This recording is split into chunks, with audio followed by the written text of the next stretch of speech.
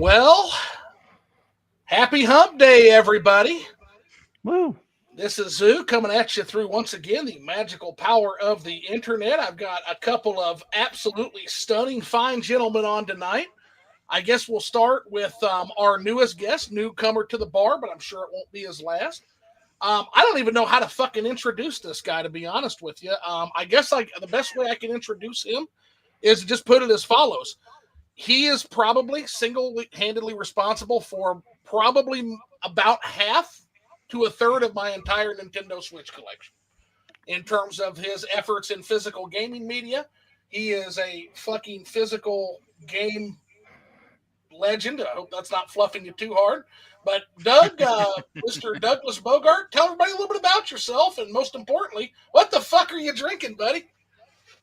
Thanks. Yeah, my name's Douglas. I was a co-founder of Limited Run Games. We made probably like close to thousand plus products before I exited in 2023, and now I'm at Rocket Games and slowly turning out stuff over there. As far as drinks go, I'm just drinking some sake. Apparently, I've been paid like $11 for this bottle and never got around to drinking all of it. So we'll see if it's still any good. I don't. Full disclosure, I don't drink as much as I used to. Around 2022, I actually was at Dice with some of my old coworkers, and I was drinking my normal drink, which is a Long Island iced tea, and I didn't feel anything. And I did a bunch of experiments to see what was going on, and I can't get drunk anymore for some reason. And it's not, but it's not like a brag. Like I don't like, oh, I drink so much I have an intolerance. It's like I didn't drink that much as it was. It's either my medication or my metabolism. Something went wrong. And that's important to keep track of because you're still drinking, so that blood alcohol level's still rising. And if you're not feeling the effects, that's how your body tells you, dude. Yeah, like my liver's still suffering. I don't have the fun that I used to. And if you don't have fun drinking, that's half the reason you fucking drink, right? Yeah, but that's why I only like now. I'm not gonna torture myself drinking like straight alcohol. Like I try some of them with some flavor because otherwise I'm not getting any benefit. I'm just suffering. I did notice the last time I tried drinking though, because I dropped a few medications. It does seem like it works a little better now. We'll see. We'll find out on this, right? Right, absolutely. So you like stuff with flavor. A couple things I got to shout out. At least this was popular back in my day. So I'll give you one that was popular back in my heavy drinking days. I'll give you one that I love now. Have you had Hypnotic before? Hypnotic? Yes. I can't remember if I've ever had it. I know what it is, though. Real fruity, bright blue, pretty tasty. Now, I haven't drank it in a long time because it will fucking kill you the next day when you wake up. Anything fruity will, for the most part. But the other one, and this one has 100% less hangover kick, is going to be something called Dom B&B. And it is absolutely delicious. It's a liqueur that is brewed by Benedictine monks. Makes it sound fancier than it actually is. But it's very tasty. Very, very good. Nice sipper on a nice cold winter night. So definitely worth taking care of. And grabbing you a bottle of that. And then if you can get the Dom Benedictine, you can get that too, but it's not mixed with the brandy, so it's a little sweeter. So if you like a little bit of a sweeter drink, just get straight Dom Benedictine. I used to drink 99 apples. Any 99s are good. Are they? Like in retrospect, it's strong. Yeah. I gotta be honest. Despite arguably all my success and stuff, I'm the kind of guy like when I go out to eat with my girlfriend or clients and stuff, and they're like, "Oh, let's get a nice wine." I'm like, I know there's red and white, and outside of that, I don't know the differences. And I thought about doing my own YouTube channel where I just like go to fast food restaurants and I bring an actual wine connoisseur guy with me, and I'm like, "What pairs well with McDonald's?" And he makes like a man, you're a dude after my own heart, man. I famously and drunkenly asked a question on this very stream: what wine goes with Captain Crunch? And these guys just erupted. So, that would be me. Of a similar vein, I think we're gonna get along famously. Phil, pretend like you just weren't fucking on here. Tell everybody who you are, where they can find you, and most importantly, what the fuck are you drinking? I'm boring and I'm drinking water like I always drink. because I cut out the caffeine, so I'm not really drinking soda. It's either water or milk now. Uh, Trying to lose some weight, hard going, but I'm making progress slowly but surely. I'm Phil1UpCollects. I did customer service and developer outreach, community engagement for premium edition games. I do stuff on YouTube, rant about video games, and hang out with this strange internet ghost most of the time. You can find me on all the socials. I'm not hard. Just type in Phil1UpCollects. You'll He'll find me. find you. Rush Dog says, "Evening, boys. What's everybody drinking?" Um, Doug was here, but it looks like he just popped off. It looks like he lost his mic, is what it's saying here. So what I'm going to do is I am going. Oh, there he is now. So we're going to add him back to the stage. Looks like he had a little bit of a mic trouble. So, but Yeah, that was weird. Rush Dog Phil is drinking. Say that again, Phil. I'm drinking the Fountain of Youth water. Water. Yeah. Okay. So you're in the H2O club. You're in the Bobby Boucher Yeah. club. Which again, you're in good company. That's like more than half our guests. Doug is drinking some sake, and I am having the Onby's Tennessee 8-year, just straight neat tonight is what I'm having. And I guess that lets me introduce myself. Um, I go by many names, such as who the fuck does he think he is, but most folks call me Zoo. And I'm just some fucking old man who likes to rant about video games to hear tell it. But every once in a while, apparently, I say something that's worth some people tuning in for. So, um, big advocate of growing gaming as a hobby. Big physical media advocate. Um, I was doing reviews. I'm kind of taking a little bit of a sabbatical on that right now because I'm kind of a little disappointed in things. Motivation's just not there, but hopefully this weekend I'll get it back. We've had a pretty rough news week, Doug, as Mm. far as video games are concerned. It's been a pretty Mm. rough week, man. So I guess with that we'll get into it. So, as somebody who has been at the forefront of getting a physical presence in the video game industry, and I feel like keeping physical gaming alive longer, an entire generation, a whole ass generation more than it probably would have been. I guess to start off, I'd like to hear a little bit of your story on how that came to be. How did you get to decide? You know what? I would love to give some of these indie games that wouldn't have a fucking chance otherwise. I want to get them published. I want to get them Switch cards. I want to get them PlayStation discs. What made you go into that? What was the thinking that led to that? Because I'll tell you, I got a lot to thank you for on that. Oh, I mean, the honest answer is self-preservation. Okay. When I was at Mighty Rabbit Studios, which was my co-founder at Limited Run, Josh's development company, we had a few games out on the market, like Saturday Morning RPG and Breaching Clear, but the only game that was actually out on a platform you could publish on at the time was Breaching Clear. And through some shenanigans and deals and stuff, he was able to secure the physical rights with our publisher Gun at the time, because they didn't really, they were like working, they were already, I think probably by then working on Friday the 13th and we're like on to Right. greater greener pastures. So they gave us that game, and we had done stuff with Humble Bundle and our last game, Reaching Clear Deadline, which was with Devolver and Gambitious, and Gun didn't kind of hit the goals that we set. So there was this period of uncertainty of like, what are we going to do? And Josh approached me with the idea for limited run games. I told him, I was down. And one of his big goals was he wanted to preserve a game, his development company, and everybody who had worked on it, like to have something physical for everyone to say, like, hey, I worked at a game company. Here's actual proof that I did something. Even if it, because a lot of, even back then, things were going digital or you worked in mobile and you didn't really have a whole lot of proof once something was delisted or forgotten. So the idea was like, hey, here's a physical thing that we all worked on. And hopefully other people want it too. We had already seen the success of like, um, what was it at the time?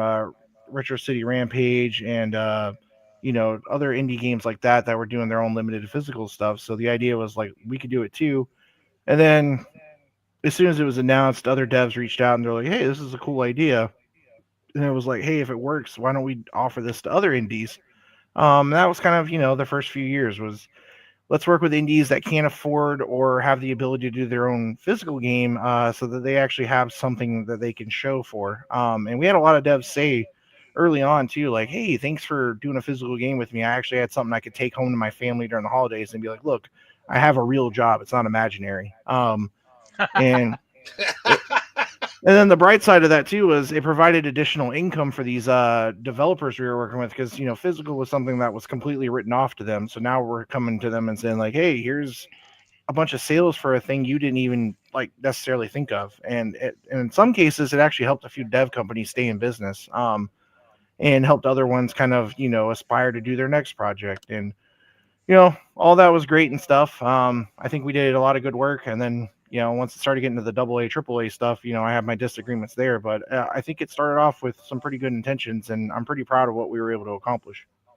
I'm very proud of what was accomplished. I got to tell you, my qualms with them these days aside, I remember the first game I ever got from you guys. I bought the Nintendo Switch, and my first ever buy. That's when it was fucking hard to get them, but I got one. God damn it! And it was Thimbleweed Park. Oh wow! Was the first one I got from you. So I guess my next question involves that. How was it working with Ron Gilbert? Did you ever get to talk to him directly? Oh And yeah. how much of a fucking mad genius is that guy? Yeah, I got to. So that game was. Josh had already been a fan of Ron Gilbert's previous work. Me too. Yeah, and I mean everyone should be. When I was at, was it? I don't remember if it was a PAX or a PlayStation Experience. It was one of the trade shows. Terrible Toy Box had their own booth, and I remember approaching them and I said, "Hey, major fan of your legacy and everything you've done. Have you thought about what you're going to do with Thimbleweed Park?" And I kind of spearheaded that discussion. Okay. And we were able to work with them, and we pulled it off and did a cool collector's edition. I think we collaborated with Fangamer on some stuff because they were already doing merch for the game. Um, that kind of opened the door for a long lasting relationship with Ron Gilbert, thankfully, which we were able to use for future projects and stuff. Because I know one of Josh's passion projects was the Monkey Island stuff, and he was able to talk with him directly about that stuff. So that if we hadn't approached them at one of the shows, which he everyone talks about how he's grumpy, he's really not. He was an awesome guy. His team's amazing, and we were really really lucky to have his input on future projects too. Oh yeah, no, that's so him and Richard Garriott are on my bucket list. Maybe one day I'll get to talk to him too. But Ron Gilbert is like I'll never forget playing some of his older stuff, and just being wild. Like you said, you mentioned Monkey Island, yeah, Maniac Mansion. Come on, like fucking, there's so much good stuff there. And so yeah, that was my first one. Thumper was another early one. Dust of Mm. Elysian Tale. And I remember it got to a certain point where I'm looking at my Switch collection and I'm like, fuck, probably at that point, probably more than half of my physical Switch games, because people forget, you reminded me of this, Phil, how a little bit of a slow start the Switch had, at least on the AAA end. And so I feel like indies really filled that vacuum for the Nintendo Switch. No, And I agree. I agree because I remember at the GDC the year the Switch came out, we were there, and a lot of us were trying to get Switches at GDC, despite the fact that we had pre-ordered them at home. But it was because the main reason we all wanted one was we had gone to a private Nintendo event, and I remember they showed us their lineup and all the stuff they had, and honestly, like the majority of it was indie games. And I remember being like, "Wow, they're actually like kind of supporting indie," which is crazy because at the time it was mainly PlayStation doing it. Mhm. And I had heard from developers too that Nintendo was being more strict about who could be on the platform, which I'm sure Phil you even could agree as well. At one point, they probably should have stayed strict on that because there's a lot of shovelware now. But there were a lot of great indie games that they were already supporting. And I remember being like, I want my Switch now, so I want to be able to like download these and play them. So yeah, it was really cool that that early first year of Switch, it was very much about discovering indies. Just because we had Zelda and that was about it at the time. Yeah, I, I remember that. I remember so many people at the time. Oh, the Switch is gonna fail, just like the Wii U. It's gonna be the Wii U all over no again. And way. then fast forward now when Zoo's got like 500 physical Switch games. So I guess that was people who said that have to eat crow. Well, bro, I fucking called it, man, because I've got a pretty good track record for this. So I love the Wii, adored the Wii, ran the fuck away from the Wii U. And then when I heard about the Switch's hybrid model, and more importantly, cartridges again. Oh, dude, I was like, okay, I will definitely be. And then that fucking Zelda game. And so, yeah, Zelda opened the door for me. But what I really fell in love with was the indie games, and that's a large part thanks to companies like Limited Run Games, Super Rare Games. What is it? Strictly Limited at the time they were fucking shipping out. I don't know so much anymore. Um, but that's one of the things, like, and people have their critiques, like, why do these limited run games take so long to get here? You guys actually were always one of the better ones. I could get one anywhere from 6 to 8 months tops from you guys. There's one company, which is like a bugbear on this fucking show. I'll fucking, what are they called again? God damn it. First Press, yeah. Yeah, fucking First Press Games. It's been 3 fucking years. I still don't have Chained Echoes, so I don't know. If people are mad at like Super Rare, which can do it in a month, and Limited Run, which can do it in 6, don't get into some of these other companies. You wouldn't know what to fucking do, guys. But what was the process for getting those games out, and how were you guys able to do it a little bit faster than what some of these other people do it? The original process, the reason why it was so fast is we ordered before we sold. So okay. The Vita and pretty much every Vita release, because you weren't allowed to do pre-orders on that. And most of the early PS4 stuff was ordered beforehand. So, when we said it's limited to 2,000 copies or it's that, it was like truly that's all it was. It wasn't until Switch came that I made an internal argument that, based on Night Trap and some of their Jack and Daxter stuff, I was like, hey, we really should just be open pre-order. Thankfully, that wasn't that much of an uphill battle. But there was a lot of uncertainty about doing that, which I understood. So, like, with Switch, everybody knows the MOQ is a lot higher than it is on PlayStation. Right. And even back then, that was a little bit unheard of for Limited Run. I mean, we had a few titles that sold, over what the Switch MOQ was for PlayStation, but there was no telling if the Switch was going to be truly as successful as it was. Was it going to be popular for like a few months and then everybody kind of got sick of it? There was a lot of unknown. So I remember that was the struggle internally I had to fight against, to say, like, hey, let's just do open pre-order. But the flip side of that is, if you don't have everything ready on the back end, stuff sits. And I mean, that's a problem I ran into at Rocket. We had like Croc, we are finally getting that ready to ship, but the reason why that's a whole other thing. Like, that game, they were working on another version, and they didn't want to talk about it until it was officially approved. So now we have a much better version that we're going to ship out as kind of like a bonus instead of the other version. But we ran into that issue a lot at Limited Run too, where like, you'll work with a dev, and I'm sure Phil had seen it too in his career. Like, they'll be like, hey, yeah, we're ready to go to FQA and have everything submitted on our end. And then it turns out they didn't even start the process, or it failed, some kind of random thing failed, or something went wrong, or the artwork wasn't approved. There's a whole bunch of like steps you have to do. And when we switched to Switch, it's a weird sentence, the process just not only did the process take, a little longer because there was different avenues you had to go through. Because like with Nintendo, you order everything, you order stuff in pieces and then you build it yourself. Whereas PlayStation, it arrives completely built for you. And the other issue we ran into is the time it takes to get cartridges boated or air shipped over takes longer than discs, because the discs are made, usually in the same, like, North America, where everything in Nintendo comes from Japan. So you have that.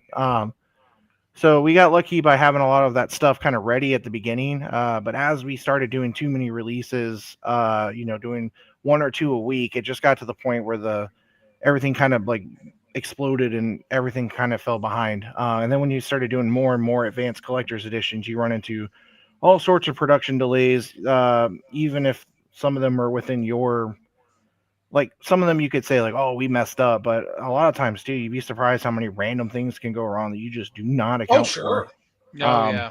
Yeah. I so mean, when you've got an international assembly line, I mean that's a complex product at the end of the day. yeah, I'm lucky that see, and maybe I didn't have these kind of delays that you're talking about because I always had really good luck with y'all, especially earlier on. And that's probably because I don't necessarily need the collector's edition. I just need that fucking game on a cart with a manual, and Zoo's a happy camper, man. yeah. Well, Um, you played the game right. I mean, I'm not gonna lie though. The more, or I guess, the longer I collected and also did this as a living, the more I realized not every game needs a collector's edition. I've said that so many times. Thank you. Thank you We for saying that. I mean, to Limited Iron's credit, that phrase was said a lot of times too. You'd be surprised how many games got collector's editions that most of the team felt like maybe didn't need it, but because the Yeah. developer felt strongly, or somebody somewhere sure. along the process said sure, or just out of nowhere at the 11th hour, somebody was like, "We're doing it." It just there's a lot of games out there. Like there's at Rocket, with our releases, like I stagger them on purpose because I don't want to do too much to where you can't afford to even keep up. But on the other side, That's appreciated. I also don't want to do collector's editions for every game. It's like I can love every game, but it just doesn't need more junk. Yeah. Yeah, I remember when I started really collecting games, I started getting into the collector's editions, and now I look around and I'm like, I have too much of this stuff. And now there's so many and they're so expensive. You got like three, four, $500 collector's edition. And I'm like, that's as much as the console. Why would I buy that when I could buy so many other games that I want over that? And there's so many games coming out all the time. It's already hard enough to keep up if you just buy standard, but if you buy collector's editions, it's like, geez, man. Yeah, no, I agree. The math, like you said, it adds up quickly. It's several consoles, and then also space. I've always been lucky that I've even when we first started, like I always figured out how to maximize my space pretty well. But I can definitely say I've reached that point now where I look around and I'm like, oh my god, there's too much crap in my house, and it's one of the reasons why I started like selling stuff and giving some stuff away because it's just like even you can't see, but to my left I have like one, two, three, four, five totes full of collector's editions from like NIS, like back when they used to do Wow. CEs for all their games. I bought all of them, and like Oh honestly, Yeah. goodness. they don't really like they don't. There's not a whole lot going on in them. I mean, they weren't expensive No. back then either. Like back then They're they like were like $100. Yeah. yeah, Right. or less. They might have been $20 more than the game was, but it's kind of just junk. Like, I mean, Well, if you and the care about girlfriend the saves me there, guys, because the acrylic figures, the toys, the stuff like it, that's not coming. I've got. You should have seen the first game shelf I had that was given to me in my own house, and it's literally you're talking like this little half a shelf that had like Switch games literally poking out the corners. I finally got upgraded to the actual study next to my office. Now the games are in there, but absolutely no toys, amiibos, anything like that. She's like, "You're an adult. What are you doing with this stuff?" yeah, And well, I mean, yeah, I'm not gonna poop on someone for still collecting toys because I obviously still do. But I won't I either. Yeah. See some of the back. But I get pooped on for it, and it's kind of saved me from having the problems that a lot of other collectors have because I don't get to have them. I think the biggest thing I ran into, which is a shame, is I used to have probably one of the I wouldn't compare it, say it's like world shattering, but I had a very respectable Dragon Ball collection. And Oh, now we're talking. I kept most of it at the office. So when I was no longer at limited run and it came home with me, I was like, "What the fuck do I do? Am I allowed to curse?" Yeah, absolutely. Okay. What Fuck I He was like, curses all the time. Go ahead. okay, just being respectful. Usually I wait to hear somebody else, but sometimes I just zone out and don't even realize anybody's cursing. But I got home and I was like, "What the fuck do I do with all this now?" And for a while it was like in the bedroom, and then my girlfriend was like, "Hey, I really want to make the bedroom like," because I had Berserk in there as well, because I also didn't know what to do with that. Oh. And then she was like, "Well, I really want to make the bedroom more like fantasy, like she loves Lord of the Rings." And I was like, "Okay." And then I looked Oh, around and that's was like, cool. "Yeah." So there's like Lord of the Rings and Berserk and other fantasy stuff, but then there's still a shelf of Dragon Ball, and it like stands out like crazy because it's like all the figure Yeah. arts because I collected all of them and still do. Oh And my it's like gosh. I don't know what to do Speak. with those. You say that, and I just got Nail in the Yeah, mail. Nail just came in for me. Hey, high five! Yeah, So, I so but I also have. Have you tried pitching to her that Dragon Ball Z is high fantasy? Yeah, I mean, I told her like, I'm allowed to have that shelf still for now, but at some point. But the other problem is, at some point, my Berserk collection is starting to like overtake things. Because like when that dude died, I bought so much crap that I didn't even realize was like pre-order. So like now they're all like starting to arrive, and I'm like, what have I done? Like I bought like 4 or 5 Prime 1 statues for some weird reason, because that was during COVID too when he passed away, and I was like, life sucks. I'll be dead before these ship anyway. And then they shipped, and I was like, I didn't realize Prime 1 statues were as big as they are, and I was like, I screwed up. But the Dragon Ball stuff, man, you have no idea. I have enough to fill like several rooms in a house. Like I have so much Dragon Ball stuff. Like that was my absolute favorite anime of all time. It bonded me and my friends. So good. Same here. It's still my favorite IP of all time, but it's like there's just too much, and I don't know what to do with it. So at some point, I'll have to like, I guess, buy an apartment just to put it in. I feel like people vastly underestimate how beloved Goku is, right? Well, yeah, well, you're wrong on that. It's Vegeta, but Yes, and to a lesser extent, Trunks. And I was like, bro, Vegeta's I see in every country in the world, I just see so much love for DBZ and Goku in this series. Trunks, as far as my favorite, man, that's hard. There's so many good ones. It's Vegeta. You man. love you love Yamcha. That's who your favorite God, is. no. Actually, I'll tell you who the stud is. It's Krillin, actually. I mean, he did pull off getting one of the best girls. Fuck yeah. Yes. So I don't know. Don't underestimate short, bald guys. Phil, you watch Daima, right? I have not seen it. I've already been spoiled on it, but I don't mind. Have you seen the clip of Bulma in the bath comment to Vegeta? Oh my gosh. No, I didn't see that. Oh, well, for spoilers, anybody here, turn off the stream. But there's a scene where Vegeta's fighting, and they're like, Vegeta needs to tap out and let Goku in, and he won't do it. He's like, I'd rather die than let Goku fight, or, Kakarot. And then Bulma screams, Vegeta, if you don't stop fighting, I won't take a bath with you anymore. And he literally teleports next to her. And it just goes to show that Vegeta's the better husband and dad than Goku will ever be. Because we all know Piccolo... So let's get real here. Goku is pretty... okay, so I'm not going to take anything away from Goku in terms of the world-saving stuff, but god damn is that guy selfish. Oh, yeah. I'm not going to lie, in Dragon Ball Super, they almost made him unlikable at one point. Because, like... he about destroyed the entire multiverse. Yeah, like the entire universe almost got wiped out because this stupid dude was like, I want to fight. Thankfully, the manga kind of redeems him in the 2 arcs that, hopefully one day we'll get anime for, but god dang, at one point I was like, can Goku just like disappear? Like he's causing problems, man. Because even Vegeta calls him out on it in the anime. He's like, you also brought Frieza back. Like, what were you thinking? Some bad calls just because he wants to be the strongest. And again, it's kind of interesting because and this will be a real deep cut that I don't know if anybody will fucking get here because I'm that much of a fucking mythology nerd, but Vegeta in his own way is Enkidu from Gilgamesh, man. Like he's the guy that basically started out as a fucking this wild terror of a man and slowly but surely got civilized through the Herculean efforts of Bulma. Yeah. Whereas Goku never did. Yeah.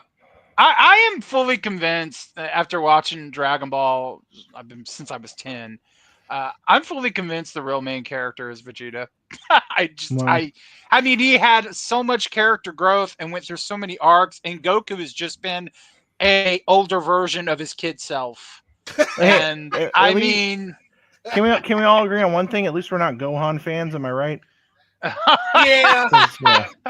My friend Lacey is. Oh gosh, she's gonna be mad. Sorry, Gohan fans. Because I feel so like they always tell me too about how mad they are. Because it's like the buildup that character got, only for them to be like, yeah, we don't care anymore. And then like I know in the last movie he got some redemption with his beast mode, but we'll see. In the manga, they clearly don't care that much about it. So like we'll see if we get a continuation if it matters. I mean, even in the new series, Gohan he stayed a baby and we didn't see him. Yeah.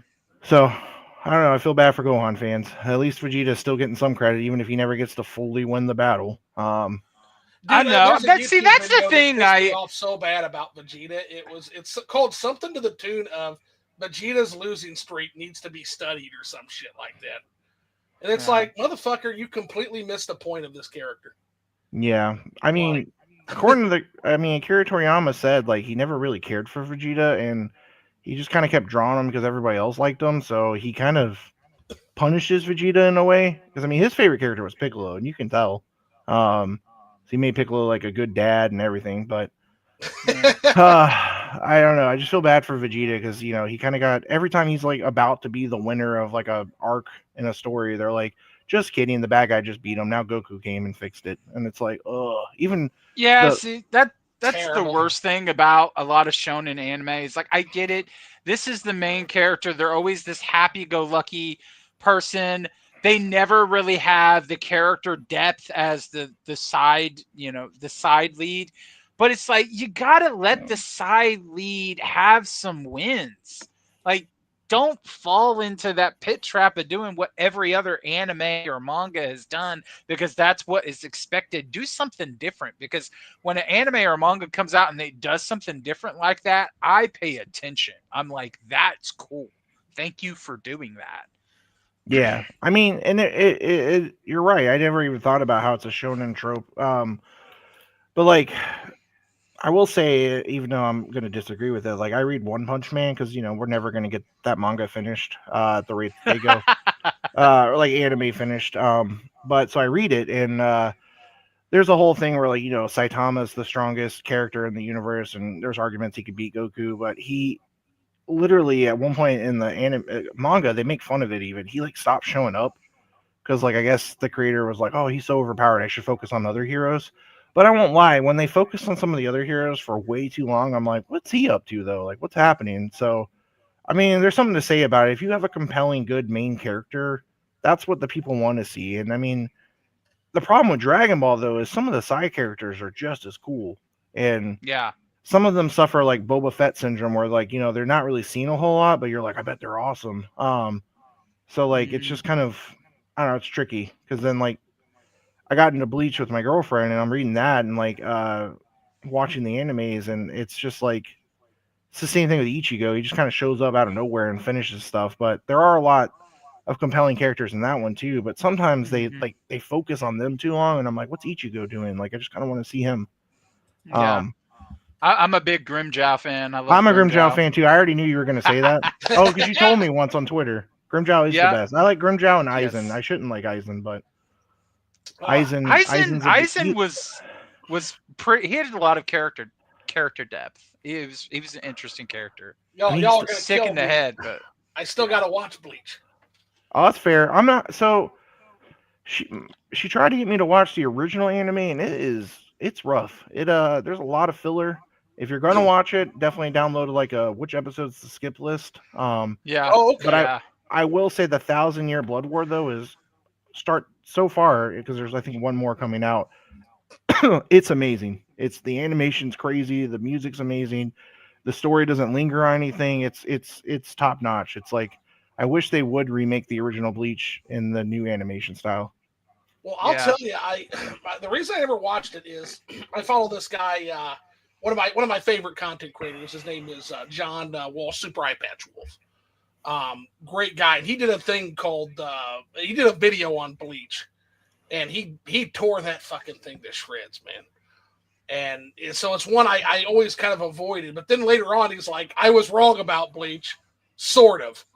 And that's probably what he was. That's what I felt like. So like, yeah. when Bleach originally came out, I was like, yeah, whatever. It's just another like. And then like even reading it, because she wanted me to get more into it, and she showed me Grimjow, and I was like, well, I want to read to find out what Grimjow's about.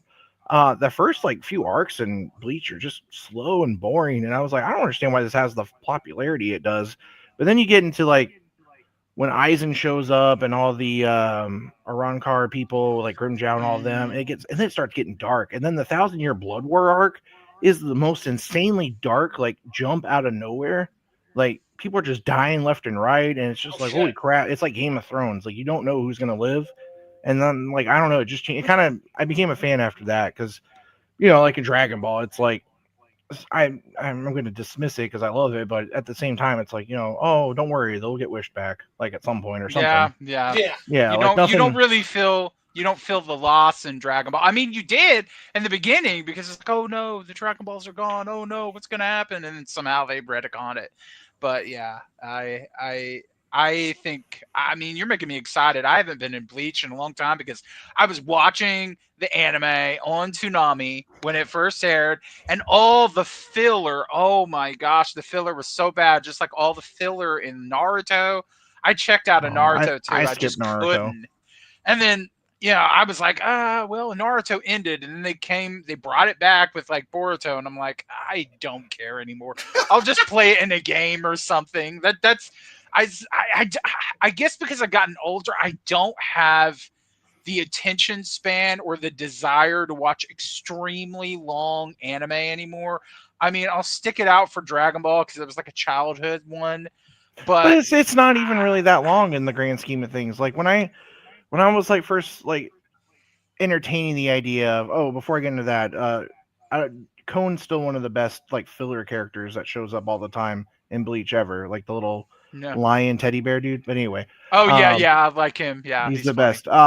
But like when I was first like, oh, what if I should give One Piece a chance, especially during COVID, because I was like, at first I was like, oh, I'll watch all of One Piece, and then I quickly that's when I came to a realization where I was like, there's no way I have the time to watch this. Oh, Like, I'm terrified of One Piece, man. yeah, but I can't. hold on, but the whole thing about that is people are like, oh, it's long like Dragon Ball, and when you compare how long Dragon Ball actually is to One Piece, it's like One Piece is a monster. Like, Hmm. and the majority of that apparently is filler because they just kept it going even when the manga was like taking its time, and then there's like a bunch of movies. So like anytime anybody's like Dragon Ball is very fillery, I'm like, well, not if you watch Kai because Kai cuts out everything, Yeah, and then if you just watch Super, even Super is not that long. It's like I don't want to hear it. Like One Piece is the monster. But I will say, if you want to get into One Piece, reading it is a lot faster and it is a lot darker as a story than I ever would have gave credit for. Because I was like, oh, it looks like a weird Beatles hybrid, like Yellow Submarine thing, and I don't know if I'm into that. And I was like, it just yeah, looks weird. And Luffy's a weird character. He stretches. Ooh, like, because I came from like, the Dragon Ball world. And then I Right. read it during COVID and I was like, holy crap, like this is dark. Like everybody has a depressing backstory. Um, yeah, and the other flip side you can do with that one too is you can play like One Piece Pirate, whatever warrior yeah. game. It tells the story pretty accurately up until a certain Okay. point. Well, I gotta Yeah, figure out I some way. watched a little bit of One Piece, and of course, my favorite character was Ace, and then I Oh my found God, Phil, out. are you're like a clone of me because that's my favorite character. So Yeah, I checked out. I checked out though when I found out. I won't spoil it, but I was like, "How dare you?" they bring him back through flashbacks. But he was a cool character. Yeah, that's He funny. was. Yeah, Uh, yeah, Yeah, I mean, I'm told a couple of people have told me I need to watch it. Like, it'll speak to me on a couple of levels because number one, apparently the entire thing is that there's this like sinister fucking secret organization that basically runs everything. yeah, but And you don't find that out until like episode 1,000 something. so they fucking spoil it for. But anyway, they said that the entire thing is like basically the understanding that like all the criminals and pirates and people have to unite in basically a revolution to overthrow that. It's like, oh, that's fucking awesome. Yeah, So whoever told you that they skipped an entire like all of it. Like that's what we're making at me now. fucking nuts. I see him again. Yeah, that's And where then we're the at now. It's taking forever. and then the other thing is again, it's Eye Patch Wolf who says he also gave the recommendation to read it instead of watch it, Yeah, just I because how agree. slow paced it can be. But apparently the world building is top notch. Like Eye Patch Wolf uses the examples of like a character that's like a baby character that dresses as a baby, and it's okay. Who's this? Who's this stupid son of a bitch? But then you get the backstory on why he dresses that way, and it's apparently like a huge tearjerker, right? And you've also got like Whole Cake Island. This is like one island, and it's got Oh, I hate that climate arc. and temperature and citizens and a style of life, and every fucking island in the Grand Line is like this. It's like an absolute world that has been constructed like completely by this guy Oda. So Yeah, like, there's some weird shit in One Piece, that's for sure. Yeah. It can be a little daunting at times. That's why, like he was saying, reading it's better. It kind of gives you read it at your own pace versus the anime. And the anime kind of jumps around a lot and slower, and I don't know but there are arcs. I'm not gonna lie. Like you mentioned, Whole Cake Island. That arc was I just thought it was boring. okay, Because it's mainly focused around one of the side characters that I actually didn't care for. gotcha. But there's some arcs that are amazing, like the whole thing with Ace that like Phil and I had to discover. Like that whole, even though it sucks for Ace fans, it was an amazing part. And it sets up a lot of cool stuff. And then there's like a time jump too, where everything gets insane. But yeah, it's one of those things, man. Like I get it now. I mean, I still don't think it should be crowned like the king of all time, but I always think Dragon Ball deserves that. But Yeah. Yeah, Dragon Ball's really good. The one I'm gonna make Philly watch though is gonna be it's another batshit show. That'll be the second batshit show I've introduced him to, and that's JoJo's Bizarre Adventure, buddy. I just finally got into that.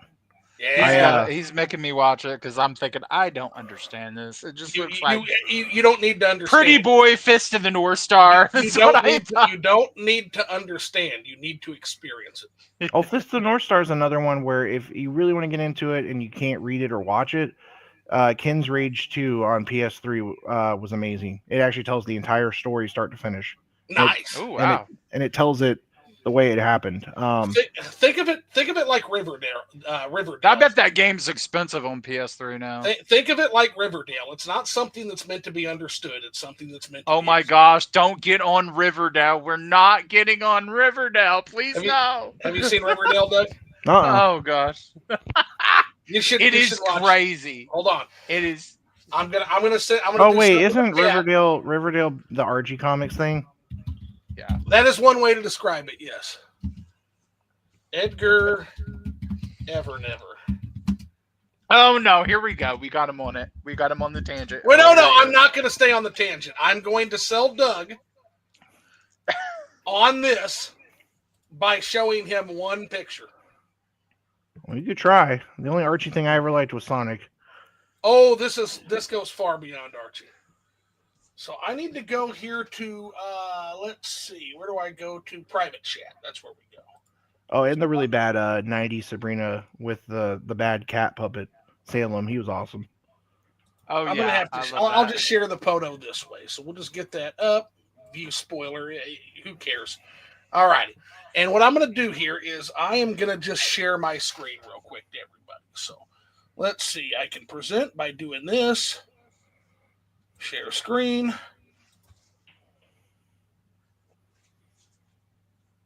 Not sharing. Share screen. Just gonna bring that up. You can tell how good I am at this. I was like a teenager when you started. Let's see here. There it is.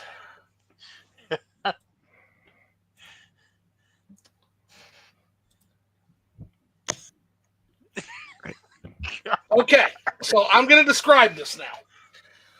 This is the leader. This is Edgar Evernever. This is the leader of an organ harvesting cult who has been chased to the roof of his compound where he's built his own rocket ship to escape the FBI. All right.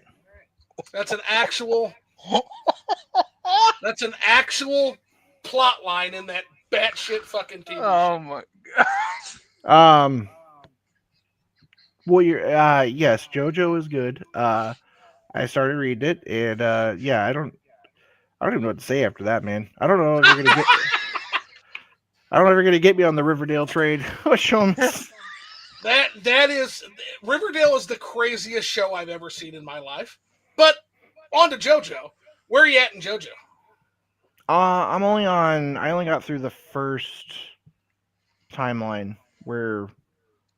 I forgot which JoJo am I on right now? It's the second one. Oh, you're on Joseph. Yeah, I mean, I've been reading it. I got ADHD reading it. Because I think at the time, Chainsaw Man was like catching up finally. Chainsaw That's Man's a goddamn masterpiece. that's a I haven't seen that. well, so that's something I never thought would be as popular as it is because I was reading it when it first launched because I had nothing else to read. And I was like, oh, everybody doesn't seem like they really understand Chainsaw Man. Like, it doesn't seem like anybody's talking about it. And then the first anime came out, and everybody was kind of like, oh, it's okay. Like, and they were like, oh, the anime doesn't do the manga justice. And I was like, okay, I guess nobody's really like caring. And then it felt like when the new movie came out, it's like, that's all I see is like everybody's all about Chainsaw Man. I'm like, when did people finally catch on to this? But I'm glad. Maki, my man, if you know, you know. But I will say, like, if you're reading it like I am, like, man, the last, like, the whatever they're doing right now is taking so long. There's so many chapters where, like, they'll be like, here's a chapter of, like, nothing. Like, here, we'll give you, like, 7 pages and, like, oh, no. shit, so it's slowing down? It's not that it's slowing down. It's just, like, instead of releasing, like, a full chapter, like, they put out half chapters, and it's, like, nothing. And, like, sometimes you're like, is Chainsaw Man even a part of this anymore? Because, like, he's not even in it sometimes. Oh, shit. So, yeah, kind of like the infamous arc where we got left on the boat in Berserk for, like, fucking how long? Oh my gosh. How long were we left on the fucking boat? Like, it was a long time, man. Like 15 years? Yeah, it's a long fucking time.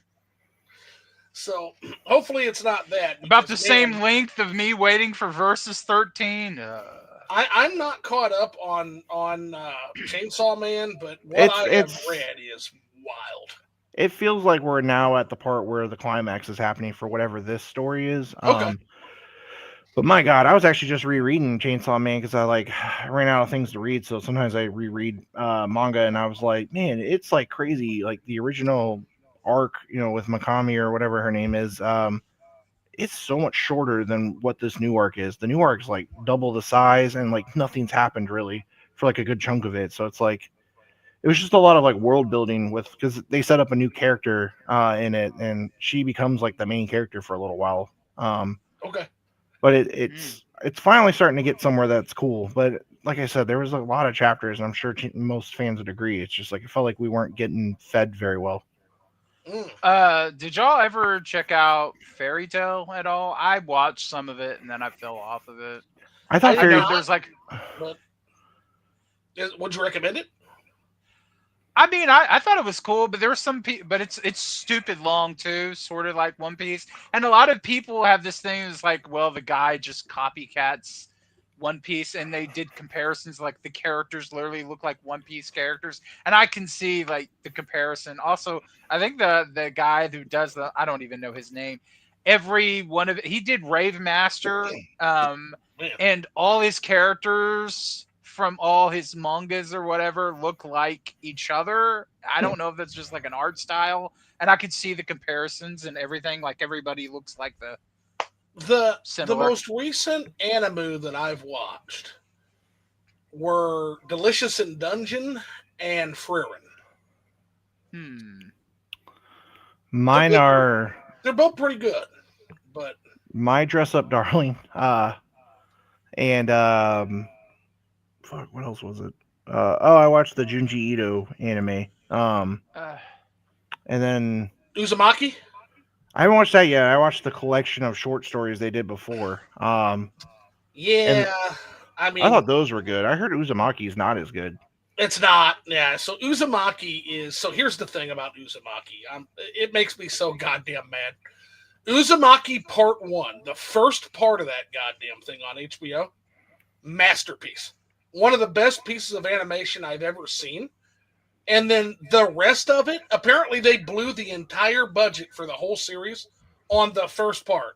Oh, I read that, yeah. After that, it's fucking terrible.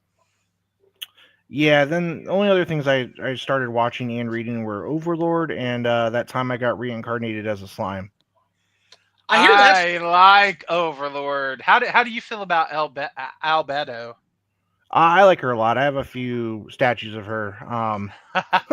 She's pretty cool. Yeah. I did get ADHD with that too, though, and dropped off. Yeah. My friend Lacey, she recently, when she last visited, she brought me an Albedo statue, and she's like in a kimono, and it looks really cute. So, well, that's cool. Got some comments rolling in. So that new Mario movie trailer, Well, Phil, I was in mourning, so I hadn't watched it until Phil asked me about it literally like 20 minutes before we went live. So I went and watched it. My dad said the trailer was good. He's always been a Mario fan. He liked it.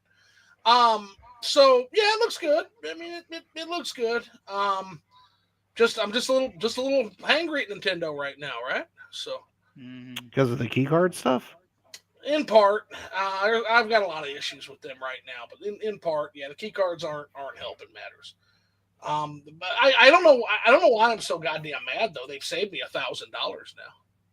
Yeah, I mean, there's a game we're doing like a collector's edition SKU for. It's getting published at retail on its own, but at one point they were going to do a key card, and I remember like fighting them on it, and then something happened in the back end where they were like, oh, now we have to do the actual game on a cartridge, and I'm like, well, that's good news for me. But that's too bad. Oh yeah, well, because if they were going to do the key card thing, I was actually going to skip the platform. I made a call. I said, I'm not going to sit here and preach online that I'm, pro preservation. Yeah, thanks. Yeah. I'm not going to say I'm pro preservation and then put out a collector's edition with a key card, even if I had nothing to do with the actual game part. But thankfully, it worked out to be in my favor. We might have to price it a little higher because I think they're also upset because it does cost more. But I think fans would prefer that.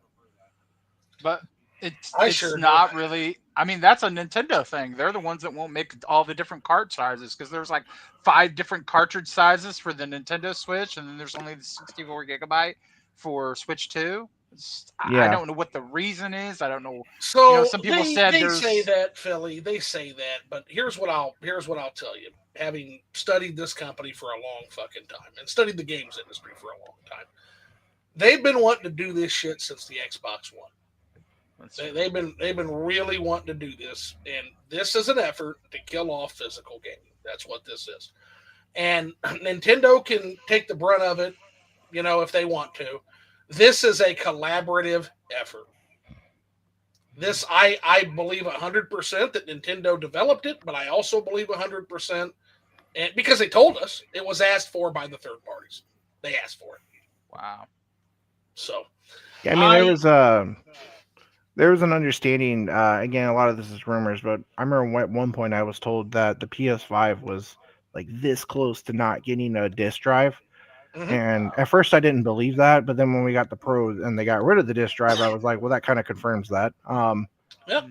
And yeah, I mean, it was always understood that the order of operations for these companies would be Xbox would go first, then PlayStation, and then the hope was Nintendo would actually hold on the longest because, they're traditionally a toy company and they love retail space and selling stuff to people, but it's been surprising to see them embrace this a lot faster than I expected.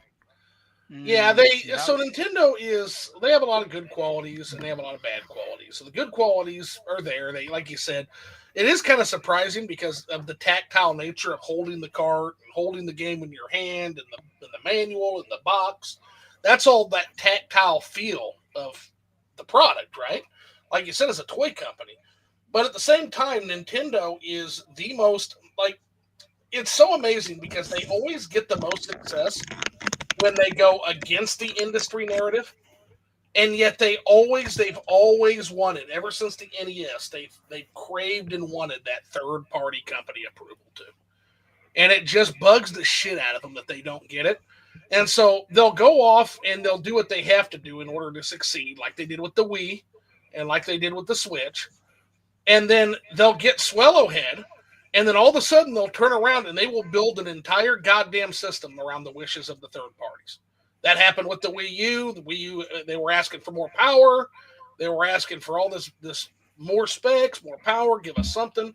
And then what always happens is the third party either doesn't support them or just completely fucking abandons them, or only half-ass does it with like fucking game key cards. So you give them what they want. I said that whole thing about the Nintendo Switch.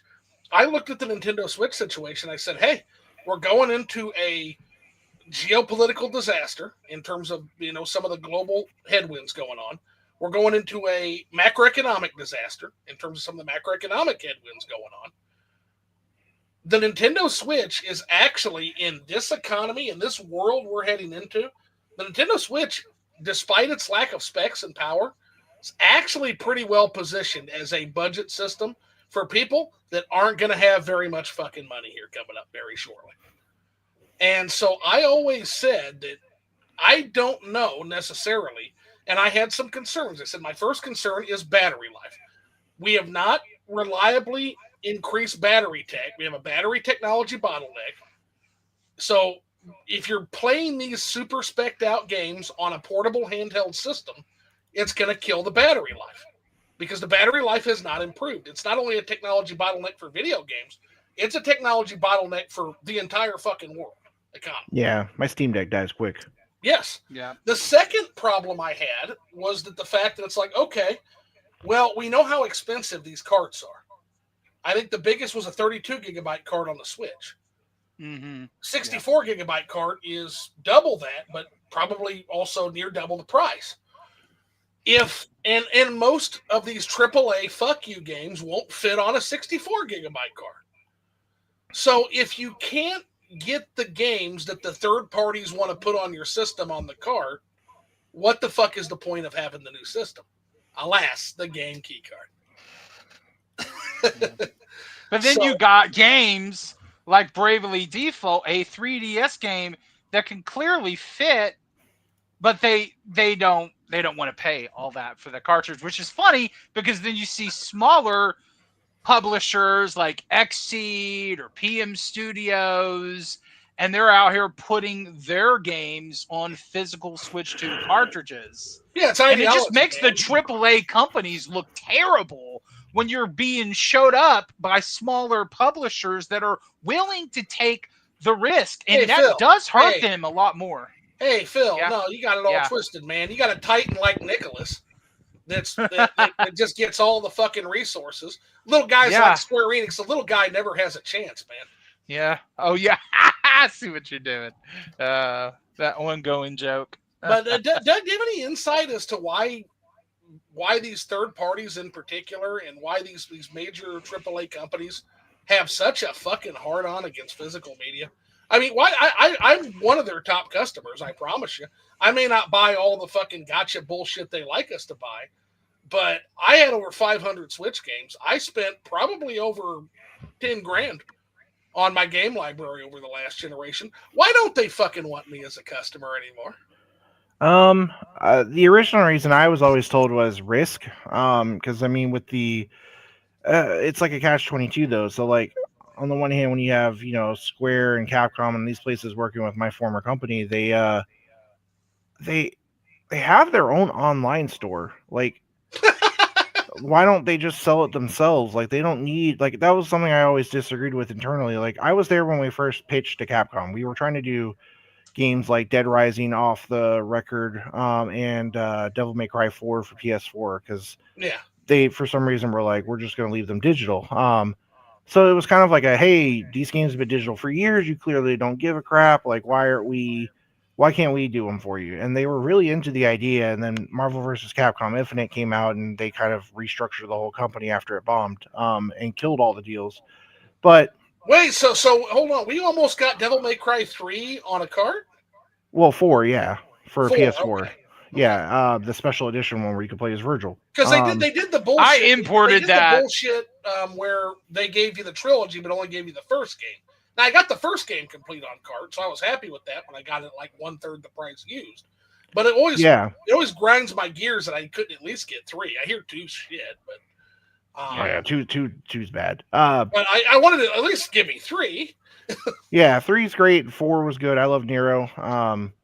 But we were really close to that, and it made sense. But now when you have them doing games that are new and could be perfectly good at going to retail, it's confusing to me. And like, I already knew like some of the stuff that was being announced was coming, because some of these companies have major leaks that I don't think they're aware of. But I remember even when I was first told, I was baffled. Like, some people are like, oh, I bet you're just upset because you're not there. And I'm like, no, I'm upset because I feel like you're speeding up the demise of these companies having any accountability for like doing their own games. Like, it makes no sense. Like, when we were working with Bethesda, I didn't understand it. I was like, I get that, like, they've already released Doom back to like hell and back, but like, why aren't they just still doing it on their own. They're Bethesda. They're owned by I know. Xbox. Yeah. Like Sega, like all these companies, it's like there's no excuse. And what the reality of the situation is, it's about risk. Like they just the way the retail world works now. I mean, if you go into your Best Buys or Targets or whatever, I almost say Kmart, those are long gone.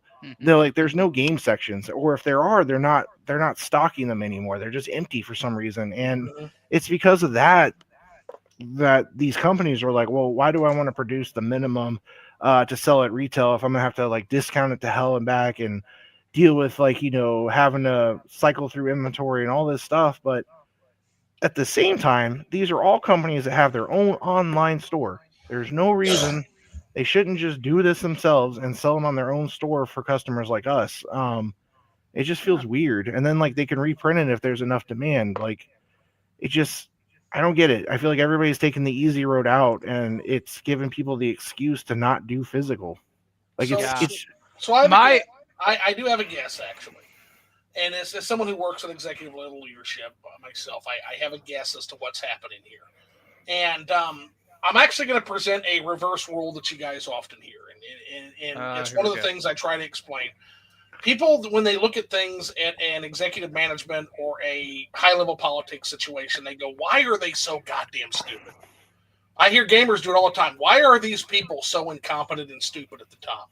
And so the joke, the common sense saying is never attribute malice when you can attribute stupidity. It's actually the reverse. Is someone in executive leadership and someone who is also a trained hypnotist, it's the reverse. Never attribute stupidity to that which is malice. These people aren't fucking stupid. They know what they're doing. I promise you, they know what they're doing.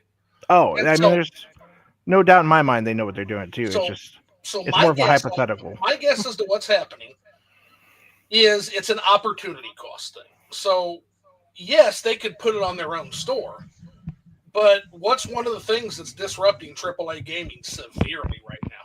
Well, it's indies. And the last thing they want is for indies to get any more of a presence than they already have. What better way to take some of that presence away, however minuscule, than to take up a slot in limited run games release schedule? What a better way That's to true. do that? Now, the That thing is, that's true. and you know as well as I do, Doug, you also worked in executive level retail. Every release that you choose to have is a release that 8, 9, 10, 11, 12 companies don't get to have. Yeah. That's an opportunity cost. So I think what's happening is I think that's being weaponized against indie studios. And you've seen that. Like you saw it on the Nintendo Switch. The Nintendo Switch used to be the happening place for indie games. Used to be full throttle support for indie games until they didn't need them anymore. Now all of a sudden, hey, AAA game companies are all getting the dev kits. What do indies get told? Hey, you can go and you can make a Switch 1 game. You don't need a fucking dev kit. Go make a Switch 1 game. And all of a sudden, the indies are out in the fucking cold because they don't need them anymore. That's literally happening to another company I'm invested in. They can't. It's like I don't know if you ever heard the barista meme where it's like, oh, I want to be a barista, and they're like, why do you have experience? And you're like, no, and it's like you can't become one without having experience. Right. So it's like, how do I do that? And like I was one of my partners that I'm a investor in, they were trying to get their game on Switch 2, and they were basically told, well, if you work with someone else that's on Switch 2, you can have a Switch 2. And it was like, but that doesn't make any sense. It's like, how do I get on the platform if I'm not allowed? Like, so it's you're saying all the right things. Like, I mean, that's what it is. And I mean, I can honestly say, and you know, now that I'm not there anymore, I see things more clearly. But it's like one of the things that you brought up earlier was opportunity, and it's let's say a Square or a Capcom approaches, a company like I had before, and they're like, hey, we want to give you Devil May Cry, or we want to give you this game. If we say no, we're running the risk of premium edition, strictly limited, super rare getting that game. And then it's like, well, I want the game. But then when I take that game, it's like you said, I am saying no to a couple indie devs. And that I watched that happen a lot. Like there was a lot of times where we go through our slate and we had too much signed, and it was like, well, we're not getting rid of the really popular stuff. So let's cancel all the smaller stuff. And it hurt me every time. So, I mean, that's the whole thing now. Like, I can honestly say, like, where I'm at in my life now, if I was approached by some of these companies, I would say no. Out of like, I mean, yeah, sure, all my rivals and other companies would take them, but I don't want to add to the problem anymore. It's like it's Yeah. affecting an industry I love as a hobby as well, and I can't. I don't want to keep giving these people the easy way out. Yeah, I'm telling Yeah. you, Doug, My you're at the my arrow my though. big concern is, because these publishers, they don't want to put out the physicals themselves anymore. They want to go completely through LRG or other places like LRG, mostly LRG. It's kind of in a way monopolizing LRG to be the only place where you can get these games. And that is dangerous because that's the one-stop shop. It's like you either shop here and you buy the games here, or you just don't get them physically. Then you have to buy them off eBay from some scalper or reseller for double or triple the price, and it's just it's not good. It's not good Yeah, and to have that happen because competition is healthy. You need retail space. It is important, and it's a shame that the retail space now is going to be key cards or nothing, codes in a box or nothing. And it's even more dangerous now because we're seeing, that with the new Pokemon Pokapia game, that being a key card is so crazy because that is we when we look at Pokemon, we think of Nintendo. When you think of Nintendo, you also think of Pokemon. It's one of their biggest flagship franchises, and it just feels like they treat it in the worst way possible, like an afterthought. And to see that, I understand why people are upset about it, because if Pokemon, no matter if Koei Tecmo is behind it or whoever, if a Pokemon game of any kind could be a key card, what other Nintendo IPs will be a key card? yeah, yeah, it's gonna be a rough generation for physical people. Mm, It yeah, really is. Yeah, I mean, I've already told people before, but when it comes to collecting modern stuff, I've definitely slowed down. me too. It's too much. It's like I said, it's like this weird catch 22. It's like I was a part of the solution to help preserve games, but I also created a economy that kind of ruined it too. Like Yeah, there's so many. I mean, and again, a lot of these companies do great jobs. I like, back yeah, in the day, I might have been like, oh fuck all these like rival companies, but it's like there's so many indie games that are getting preserved because there are this many companies now. But it's like I created this whole unsustainable thing where everything's limited now. You can't get things. Like if you want to start collecting, you're like, how many limited publishers do I need to look up to find out if I missed one of their releases? And it's like it's just insane at this point. yeah, There's AAA companies no longer doing physicals the way they used to. It's just, or if I do get the game, is it even complete, or is it just a disc with like barely the game on it, or a cartridge that's not full? Like it's a key card, like we're talking about. yeah, It's a lot easier now to collect retro platforms than it is to do the modern stuff, and it makes me yep, sad. And I've had to embrace more digital than I've ever had to do before, and I'm not happy with it. And if there is a physical option, I still double dip. But if I want to play something modern, a lot of times now I'm just like, well, screw it. I'm just gonna have to get the digital because there's no way to like track down a physical for it.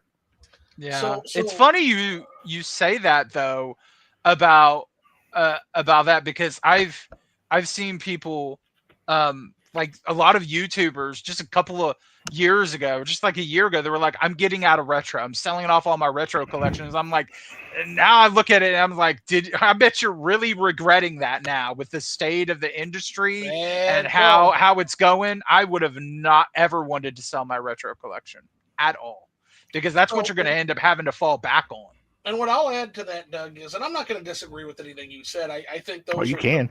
I think those are some real self-reflection, some real good critiques. But I do want to buck you up a little bit in terms of what you did, man. Because here's the thing: had you guys not done what you did, there are hundreds of indie games that would not have a preserved physical presence. Yeah, And I think I'm glad you're self-reflecting on some of that, but I also have to point out that you gave a lot of folks a shot at the actual physical release that would not have you happened did. without you. And so I want you to also at least acknowledge to yourself that you did great with that. I think you did. No, I appreciate that, and Yeah. I can look back now and see that there's a lot of games that if we hadn't stepped in, they never would have became physical. Because I mean, even with all the other competitors out there, like not everybody's thinking about the same stuff. Like I went after a lot of Japanese stuff or a lot of like weird indie stuff, and I don't think a lot of those would have been preserved if there hadn't been some. Thumper, Elysium Town. Yeah. Like come on. I mean, most of my PS4 collection, I think there's like 400, maybe close to 500 back there on my shelf. I could probably pull off most of that's probably LRG or half of it at least. That's what I'm saying too. Like my first game, good chunk. My first game was Shadow Complex, great game, wow. and then Rainbow Moon on the Vita. Those were the first titles that I purchased from LRG, and I was buying.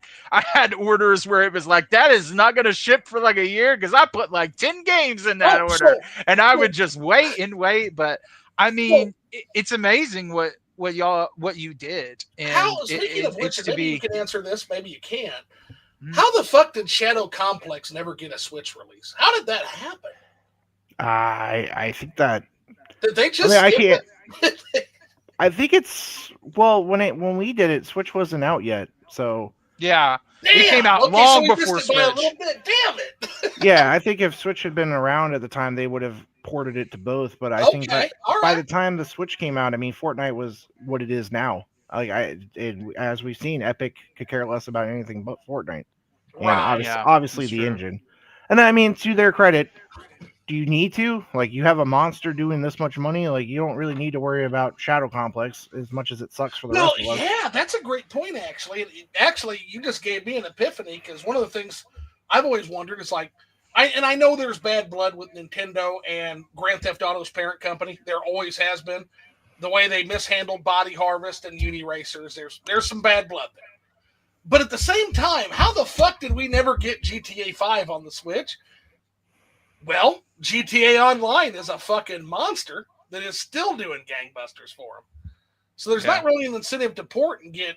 Yeah, sure, they make money, but do they need it? Do they need to go through that? No, they don't. Yeah. They got GTA Online, which is a monster. I wish GTA Online was not as successful as it was, because it killed Red Dead Redemption 2 before it needed to. I heard the multiplayer on that was actually quite good. It was, but it was a ghost town because everybody was playing GTA. And I also feel like if GTA Online hadn't been making so much money, they might have made more any single player DLC for Red Dead Redemption 2, but they didn't make any. Yeah. All right, so comments wise, we got he's talking about Fairy Tale, Phil, and then Mad Kaiser, welcome in, by the way, also says the Apothecary Diaries. He wants to mention. I don't know what that one is. Yeah, I don't know. I'll look into that, Kaiser, for sure. So Ari Wolfhawk 9629 says Overlord rules. Oh, that's Lacey. That's my friend Lacey. What's up, Lacey? Hey, Lacey, welcome in. I want to get a Steam Deck at some point. Yeah, I mean, Steam Deck. Phil, you got a Steam Deck now, right? Oh yeah. Buddy Tristan, he hooked me up with that because my PC died, unfortunately, and his friend brought him one. And he's like, dude, I don't want it. Here, I'll send it to you. He sent it to me. And it was supposed to be like a 64 gigabyte Steam Deck. And I guess his friend upgraded it to a terabyte. And I was like, whoa. So I've been having fun tinkering with that. Have you been using it for emulation? That's pretty much all mine does. Yeah, that's what I'm getting ready. But I made the mistake of getting a 256 gigabyte SD card. I want to get a bigger one because I want to load it up with as many games as I possibly can. And then I do want to have some games that are Steam compatible because I also got the Heroic launcher on there. And man, the Amazon Prime subscription, get all those free GOG games. I got like 150 free PC games doing nothing but just collecting them every month. It's crazy. Yeah, and you've got Star Control 2 over there, too. You've got Ultima 7. You got some really fucking good games on GOG. I want to mod Morrowind on there and get to play it on there. My language, buddy. Yeah. I guarantee you, if I can get it set up right, Zoo will be like, okay, I'm getting a Steam Deck now. Well, I'll tell you, that dude, Morrowind on the fucking go modded with full Tamriel rebuilt and OAB, yeah, you probably got me there. Yeah. Okay, so I there's also still want to limited see if I contracts. can get Dragon's Dogma Online up and run on there because I got it on my PC, and that's another joy of PC. Like console gaming, if it's cooked, if it's dying, there's so much going on in the mod scene, like reviving old dead MMOs, like the old Dragon Ball Online MMO. You can play that in private servers. There's people making these really awesome versions of like Final Fantasy IX and Legend of Dragoon, and just so many cool things out there. And like Tamriel Rebuilt, that it's like I could never play another new game, and I would have tons of stuff to do thanks to mods and PC, and I mean, I think we'll be okay. Platform too. More open platform too. Like, yeah, it's all digital, but it does come with some serious advantages: emulation, open platform, modding, free online, free. Yeah. So it does come with some, and that might be, and again, just Morrowind.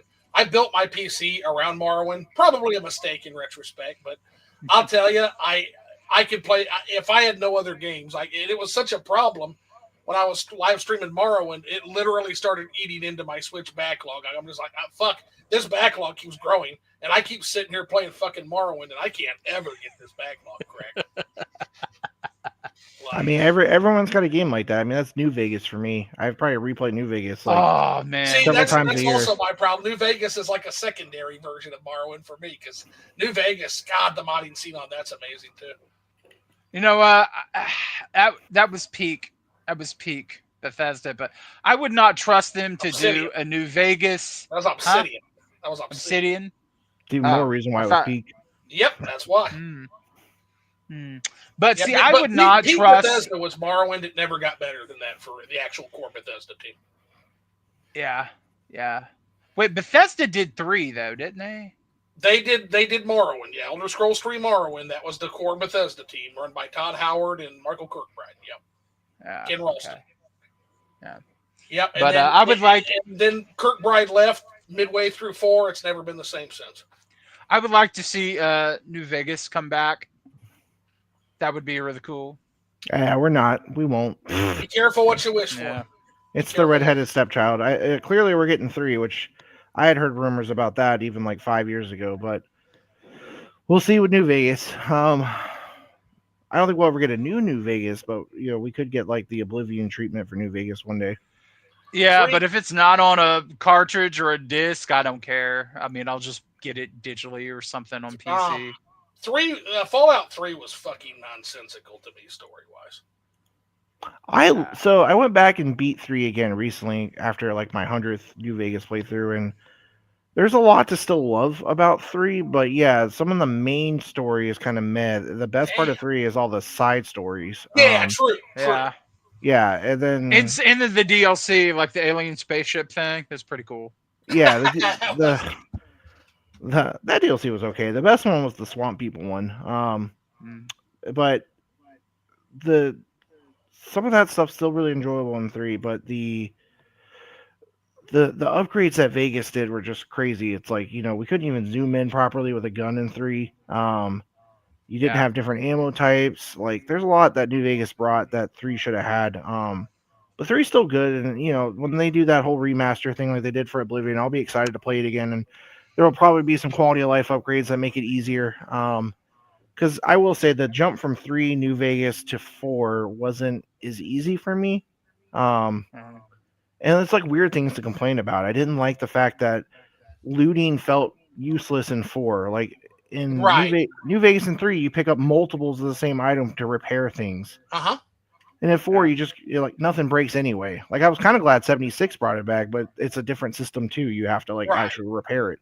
But it's like they forgot what made it special. And then like I don't know, the power armor being like at first it's cool that it's on its own thing, but then once you can't sit in a chair after a few times, you're like, this is annoying. Because you have to get out of your armor to sit in a chair.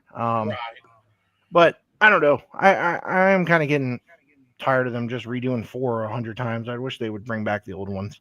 Well, and And I'll tell you, for me, Vegas is peak fucking storytelling of like, Yeah. Oh, it is. Vegas that's is just awesome. gaming, period. And the crazy part that it's peak is it wasn't even finished when you think about it. Yeah, it just It's hardest still better. part is letting go. Man. Boy, they weren't shitting. I can't let go of New Vegas. But wait. It was never finished. No, No, they rushed the fuck out of Obsidian for that game. What were they planning to do with it? They gave them a year. There was a whole other chapter that was supposed to take place after the battle. And it kind of like when you do the battle, the game just kind of ends, and you're like, that doesn't seem right. And it's because there was supposed to be a whole bunch of other stuff that was coming, but they had to rush it. And then, thank God, the game I guess did well enough that we got some of the best DLC of all time. But every single piece, damn near. God. Yeah. So, but I mean, the actual core game itself is technically incomplete, and there's like a few quests too that are awkward because they just end. But even with all that said, it's still somehow superior. Wow. Oh, 100%. I didn't know that. That's pretty cool. But so yeah, I go ahead, Phil. Oh no, I was just gonna say, yeah. I'd like to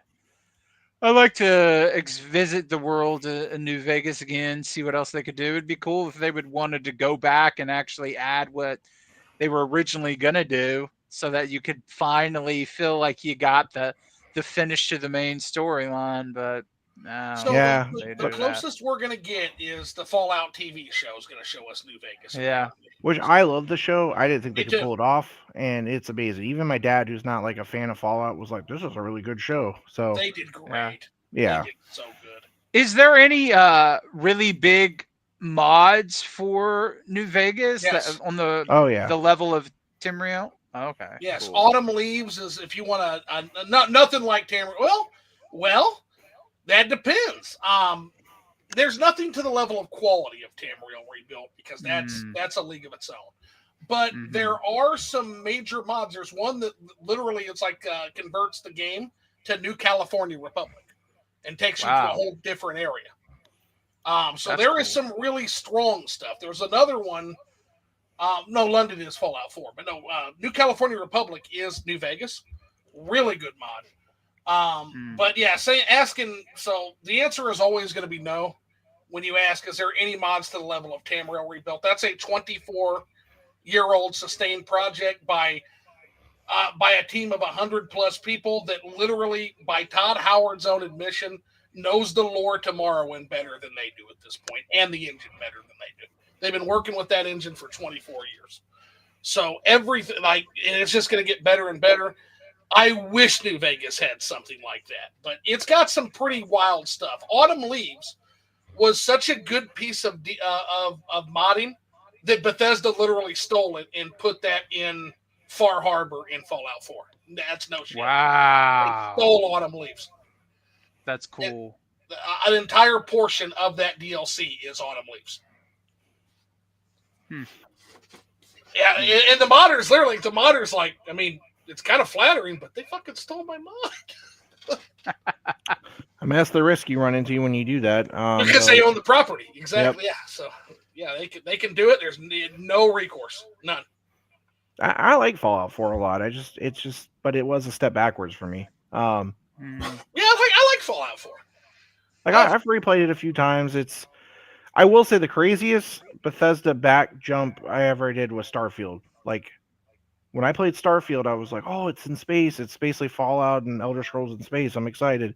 And I was like, how does this feel older than Fallout 4? And then, like, I realized that, like, the system for, like, dialogue and stuff is basically the same system as Oblivion. And it's like... Oh, Jesus.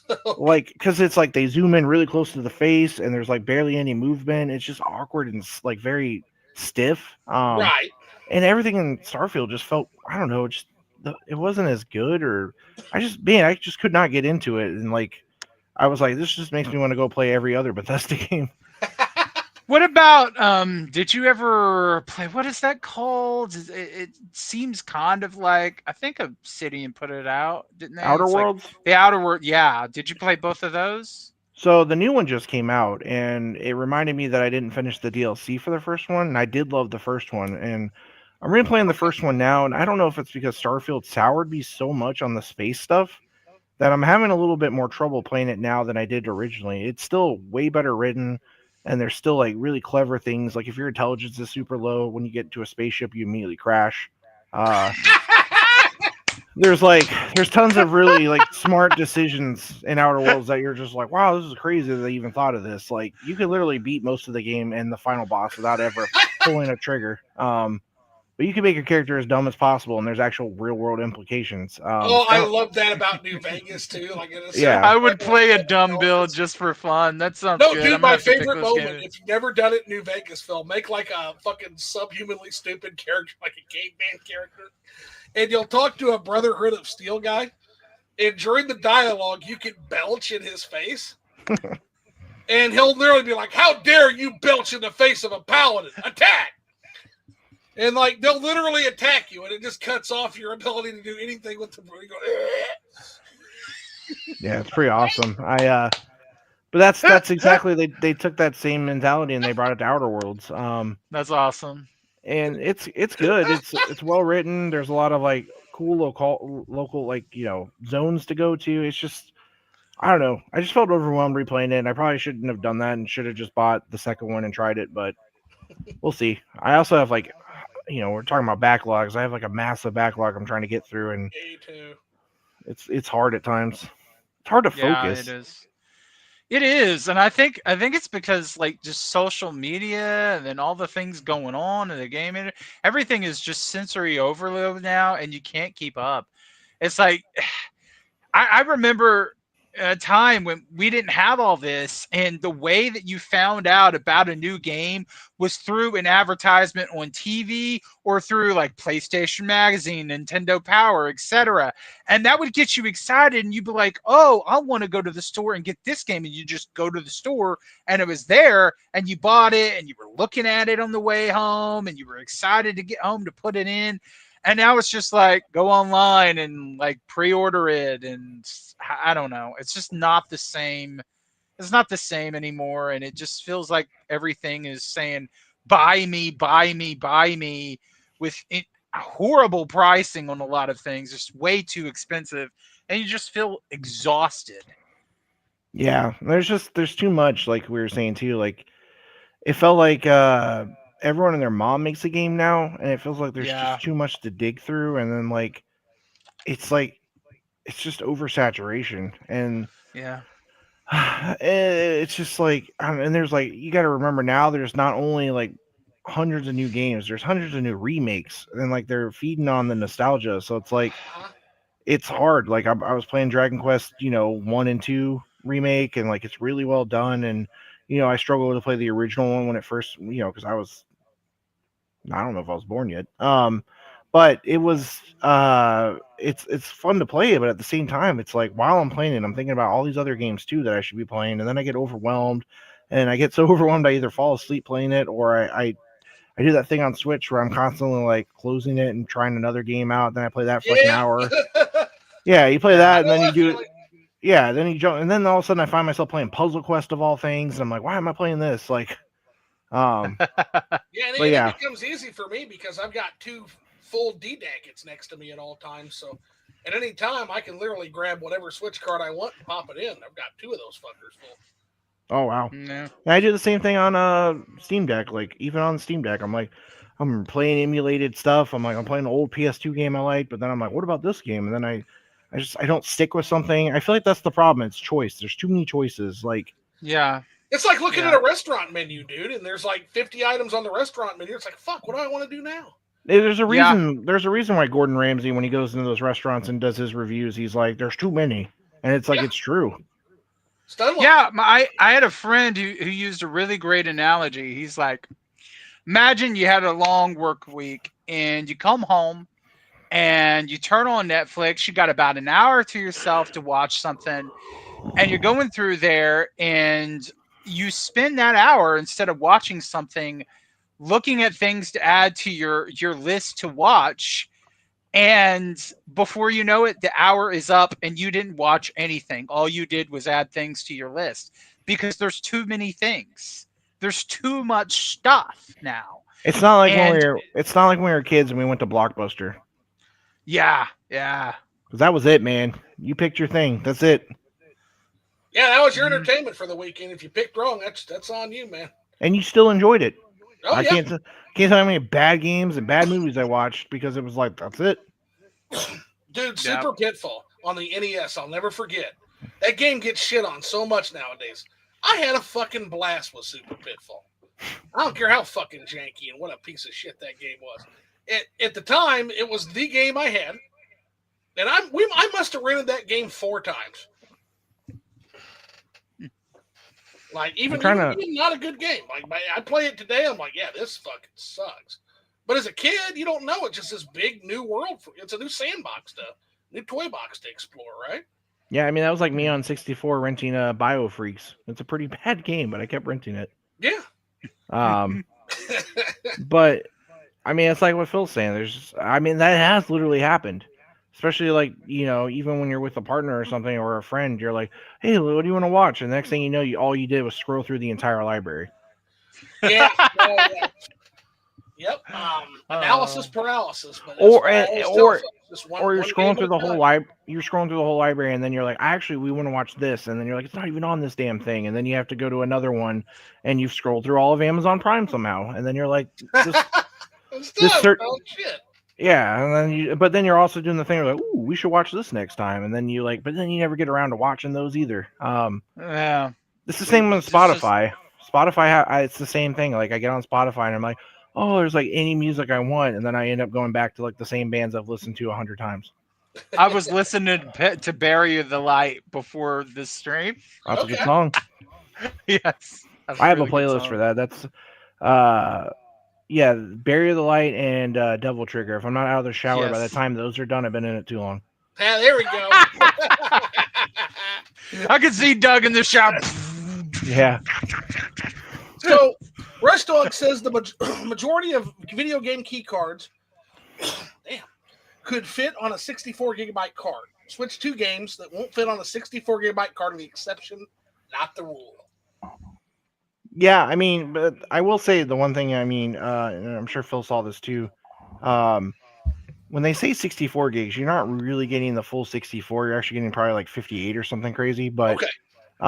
that being said, majority of them sure could fit. Or like you could do a system where like the single player could fit and maybe the online component doesn't. But there are some games that you see coming out that they wouldn't fit. Like I don't think Final Fantasy 7 remake would fit. I mean, that game takes up my whole hard drive on a PS4. Right. But it does suck because he did his whole thing where like key cards are great, and you're like, are they? But there are games that won't fit regardless unless Nintendo makes other sizes. And I don't know. You think like this race to like supply and demand usually it helps invent better technology, and it feels like we're just kind of stuck. Well, the problem, Yeah. it's just like take AI for example, which is not something that I think Phil and I are both really critical of some of the execution of AI. In theory, AI is one of these technologies that we could probably harness to do some amazing, incredible things. The problem we have, and it's part of what David Graeber talks about. Are either of you familiar with David Graeber's work? Mm. He was an anthropologist, kind of an anarchist anthropologist, really smart dude, right? And one of the things he talks about is, again, keeping in mind that these people aren't stupid. It's malice, it's not stupidity. Is that the very technologies that could be utilized, whether it's the Industrial Revolution, whether it's the Automation Revolution, whether it's AI, all of these things that could be harnessed to liberate us are being harnessed to enslave us. Is basically the point that he made. So it's not the problem with the technologies themselves. The problem is that the technology is being driven, guided, directed, and harnessed by people that don't have the best interest of a majority of humans at heart. No, I That's agree. true. I mean, I think I saw whether you're a Musk fan or not. I remember seeing an interview with him like months ago, or it could have been. Time seems like a concept now, but somebody asked him point blank, like, "How far away are we from like a Terminator thing?" And he was like, "Oh, we're not far." But it's like, bro, if you're admitting that, but then pushing it further, it's like, what's happening? Like, do we all really just want to get to that stage as soon as possible? Like, I don't know. It's just kind of scary. Yeah, and Musk is in a way like he's an interesting figure. He's this fucking dipshit guy in many ways, but also, the other thing about Musk is that in a way he's kind of a pitiable figure because Musk's entire thing, like if you go back to his entire story, I think I was talking to you about this, Philly, on another Liquored Up Live. Yeah. Basically, the guy got the shit bullied out of him for a lot of his life. And so his entire thing, whether it's going to Mars or whether it's, hey, I'm going to save the people in the caves with my submarine that didn't work for shit, like it's all this attempt to basically build his own simulacrum. And he failed at it. And, he's not getting to fucking Mars. He's not going to be able to build that simulacrum. Ironically enough, the person who succeeded the most at that, if you guys haven't seen this series by the Elephant Graveyard, it's his Joe Rogan series. You guys gotta fucking watch that shit. The whole goddamn series is amazing. And it basically goes from Joe Rogan's comedy special wasn't that good. That's the start of it. So he had this new comedy special, and it wasn't as good as his other comedy specials. And from there, this guy takes you on a fucking journey about how Joe Rogan became the comedy czar of the world to how basically comedy has been hijacked by like a fucking doomsday technocratic death cult. And I say that with complete seriousness. It's funny and it's hilarious, but it's also kind of real. And one of the points he makes is that Joe Rogan actually more successfully than Elon Musk created a simulacrum. Basically, he created this bubble for himself and his buddies to where they can basically live in their own reality separate from the rest of us. They've done it. That entire Joe Rogan comedy sphere is his simulacrum. No, that's true. I agree. In a way, Elon never succeeded in. And so, it's one of those things that, yeah, if they're doing this, people like Peter Thiel and Elon Musk, and if these drivers of industry are doing this shit at a higher level with Palantir and other technologies, the Prism program, etc., you don't think the games industry is kind of doing their own little mini version of that? And the answer is, of course they are. Yeah. Of course they are. People in positions of power abuse their power. It's just what they do. It's exactly. You have to be mindful of, but it's something that is almost impossible to avoid. The reason why the Lord of the Rings, you mentioned the Lord of the Rings, the reason why that's such a wonderful work of Christian anarchy is the entire point of that is the corruptive power of the ring. Even a hobbit, even someone as good as Frodo, ultimately was corrupted, and the only thing you can do with that much power is to throw it in the fucking fire. No, that's true. You have to cast it in the fire, man. And they won't do it. Of course they won't do it. But what makes it even worse is that so many of these gamers that are just brainwashed, it's almost like a cult mentality. They come out to defend these corporations, and I don't understand it. YouTubers and Twitch streamers that are like in the pockets of them or whatever. I don't know. Like it's just they it's like they want to come out and it's like, well, it's not that bad, and it's like, how many more excuses are you going to make? And again, I hate to be word of the day on here. It's simulacrum. They're making their own reality, and part of that is, hey, here's a code here's a review code, and hey, no, I mean, we're telling you to give us a good review, but here's a review code, right?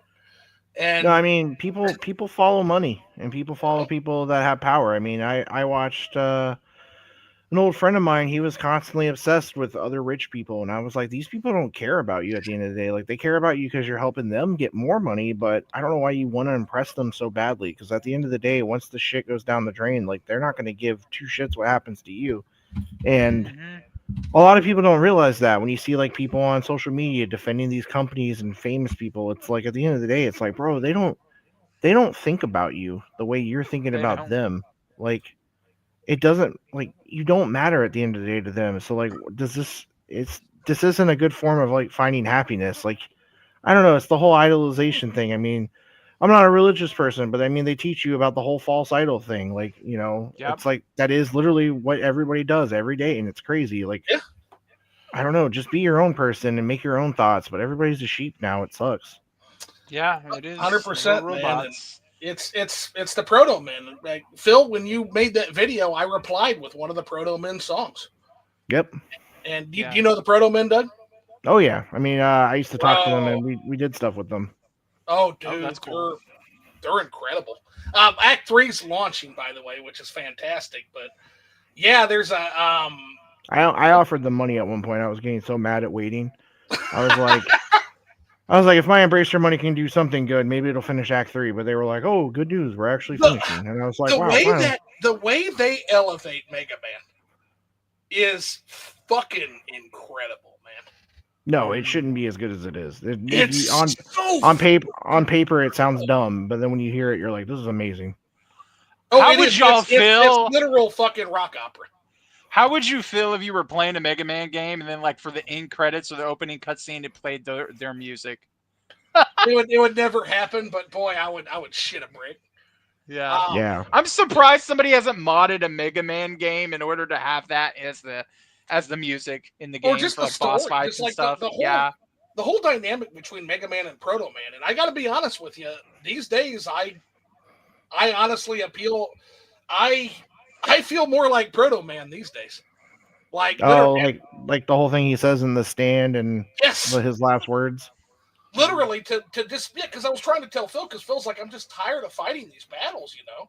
And I Yeah. told him, and that's literally what I that's the song I gave him was the stand, and yeah, we've done everything we can. There are no heroes left in Manville. There's no heroes left in the video.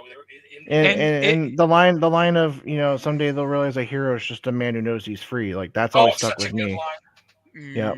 Yeah. Such, I would such love a, somebody to just animate it with like anime, like they make their own Mega Man anime, and because I've seen fan projects. It would be great if somebody took their music and did that and made us a whole series. They should No, actually I reach out to know. somebody about that.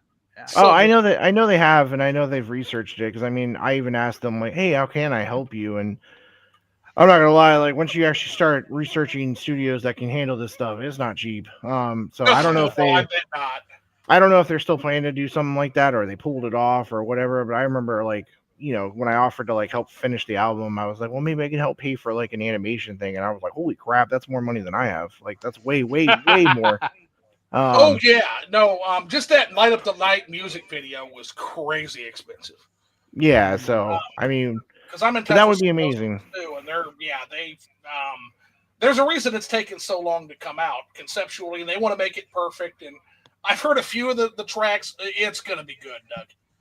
And Yeah, so, I've heard a couple. yeah, the question being is, does mankind realize that a hero is just a man who knows he's free? Do they figure that out? I don't know. I get the feeling that we're not going to get a happy ending. I'm not excited for whatever that rumored $1,500 Xbox is going to be, or the PS handheld with the PS console, and it's like, y'all, like, the PlayStation okay. Grand, Rush Dog called it. Yeah, the PlayStation Grand, like it's gotten out of hand. I see some people saying, well, it's like, they can't afford these $16 Switch 2 cartridges to make physicals. It's too much money, so they're trying to save costs with the key cards, and it's all good and everything. And I was like, really? Well, they wouldn't have to save money if they would stop foolishly spending millions and millions of dollars, inflated budgets on games that should not cost that much. And they're spending way too much money. And it's not sustainable. Like, we just saw that Square Enix said that Final Fantasy Rebirth it did not meet their sales expectations. It's a remake of Final Fantasy VII. Are you kidding me? Probably because you're spending too much money making the game and then having teams that are so big that it's just too much. You need to go back to basics. Well, it did make its money back. It just didn't make the projection they had, and I think the projection was unrealistic. It's the second game in a trilogy. It's not going to sell as much as the first one. There's always a drop off. Yeah. They did that Tomb Raider too, if I remember right. Yeah, I mean it's the same thing. It's just I'm not. These AAA companies, like, yeah, I can say from somebody who's tried to help fund a couple games recently, the cost of making games is astronomical to what it was 10 years ago, and it's not it's not all smoke and mirrors and fake. Like, it really does cost this much now, and it's kind of crazy. But Mm. I It will does, say, but it I doesn't have. will. I Doesn't was gonna say I will say the money though that some of the AAA companies is spending, some of that money is going nowhere and just a waste of money. Yeah. So I feel like, and this is another common thread on this show. I feel like this industry overshot the fucking market 2 generations ago. Hmm. I think we are so far past what your average gamer and customer values that I I think a lot of this is self inflicted, man. Mm. How many people really give a fuck about ray tracing? I don't. I don't even know what it is. Neither I does your heard average customer. I heard Digital Foundry talking about the new Gabe Cube is what they're calling it, the Gabe Cube today, the The new Gabe Cube. Steam, yeah, the new Steam machine, and they're just going over the specs and everything, and I'm like, this is our problem. We used to care about games. We didn't care about specs. Now people are concerned about it doesn't even do ray tracing. It doesn't do No, they're not. 8K, No, no. 60,000 frames per second. And it's like, who cares? I was in a comment section. I found it on Facebook. I was scrolling, and there were people in the PC space literally arguing, console warring on which is better, the Steam Deck or the ROG Ally. And I'm like, what is even happening? What is Well, even Those are not your I it's average crazy. gamer. yeah, I gotta disagree with you, Phil. That's been a thing forever, man. That was I know, but it's I just when the These are obsessive freaks known as the hardcore.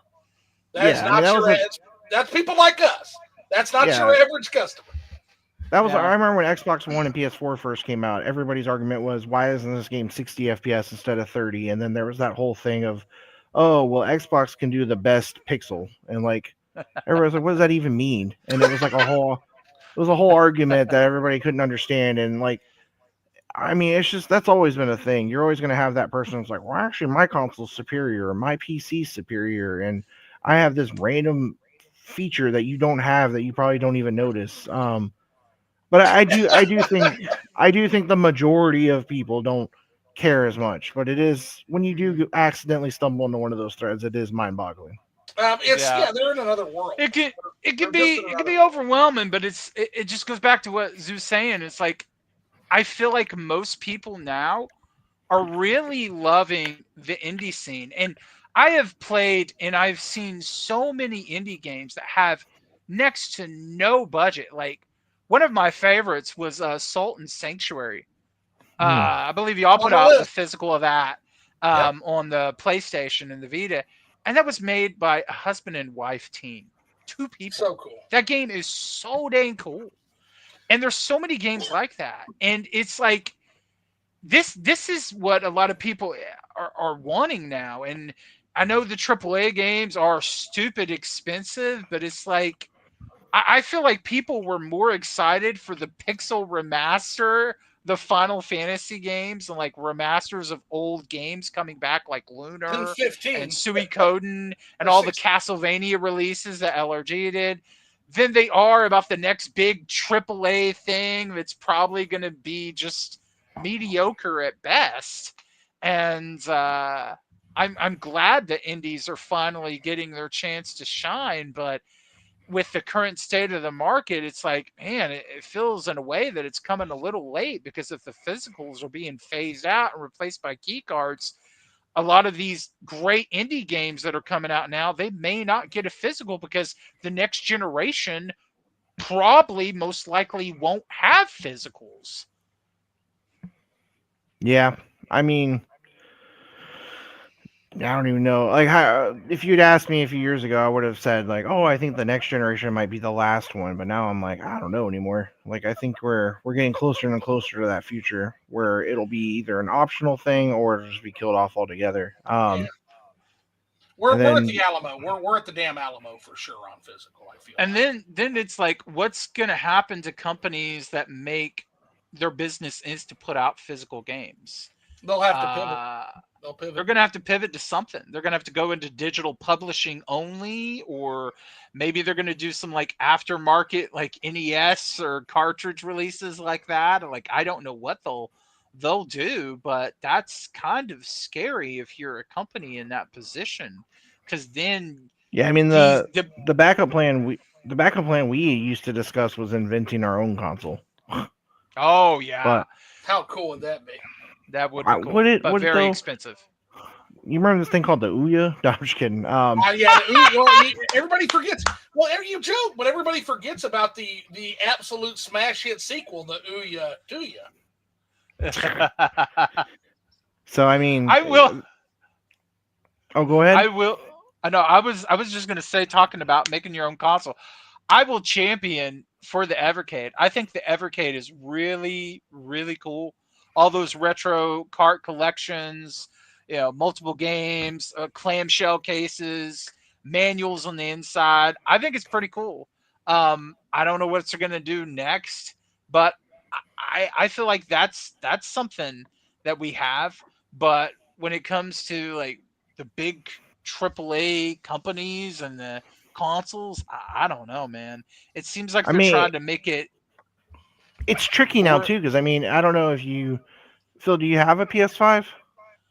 Yeah, I have a PS5. Yeah. Yeah. How often are you like me and you have to delete a game to make room? Like, it's just the media. I think is also unsustainable. It sucks. Like, you have a lot of these games that are large just for no reason, and like I just don't think the next generation of physical games is going to even be able to like exist on something because it's going to be too big. Yeah.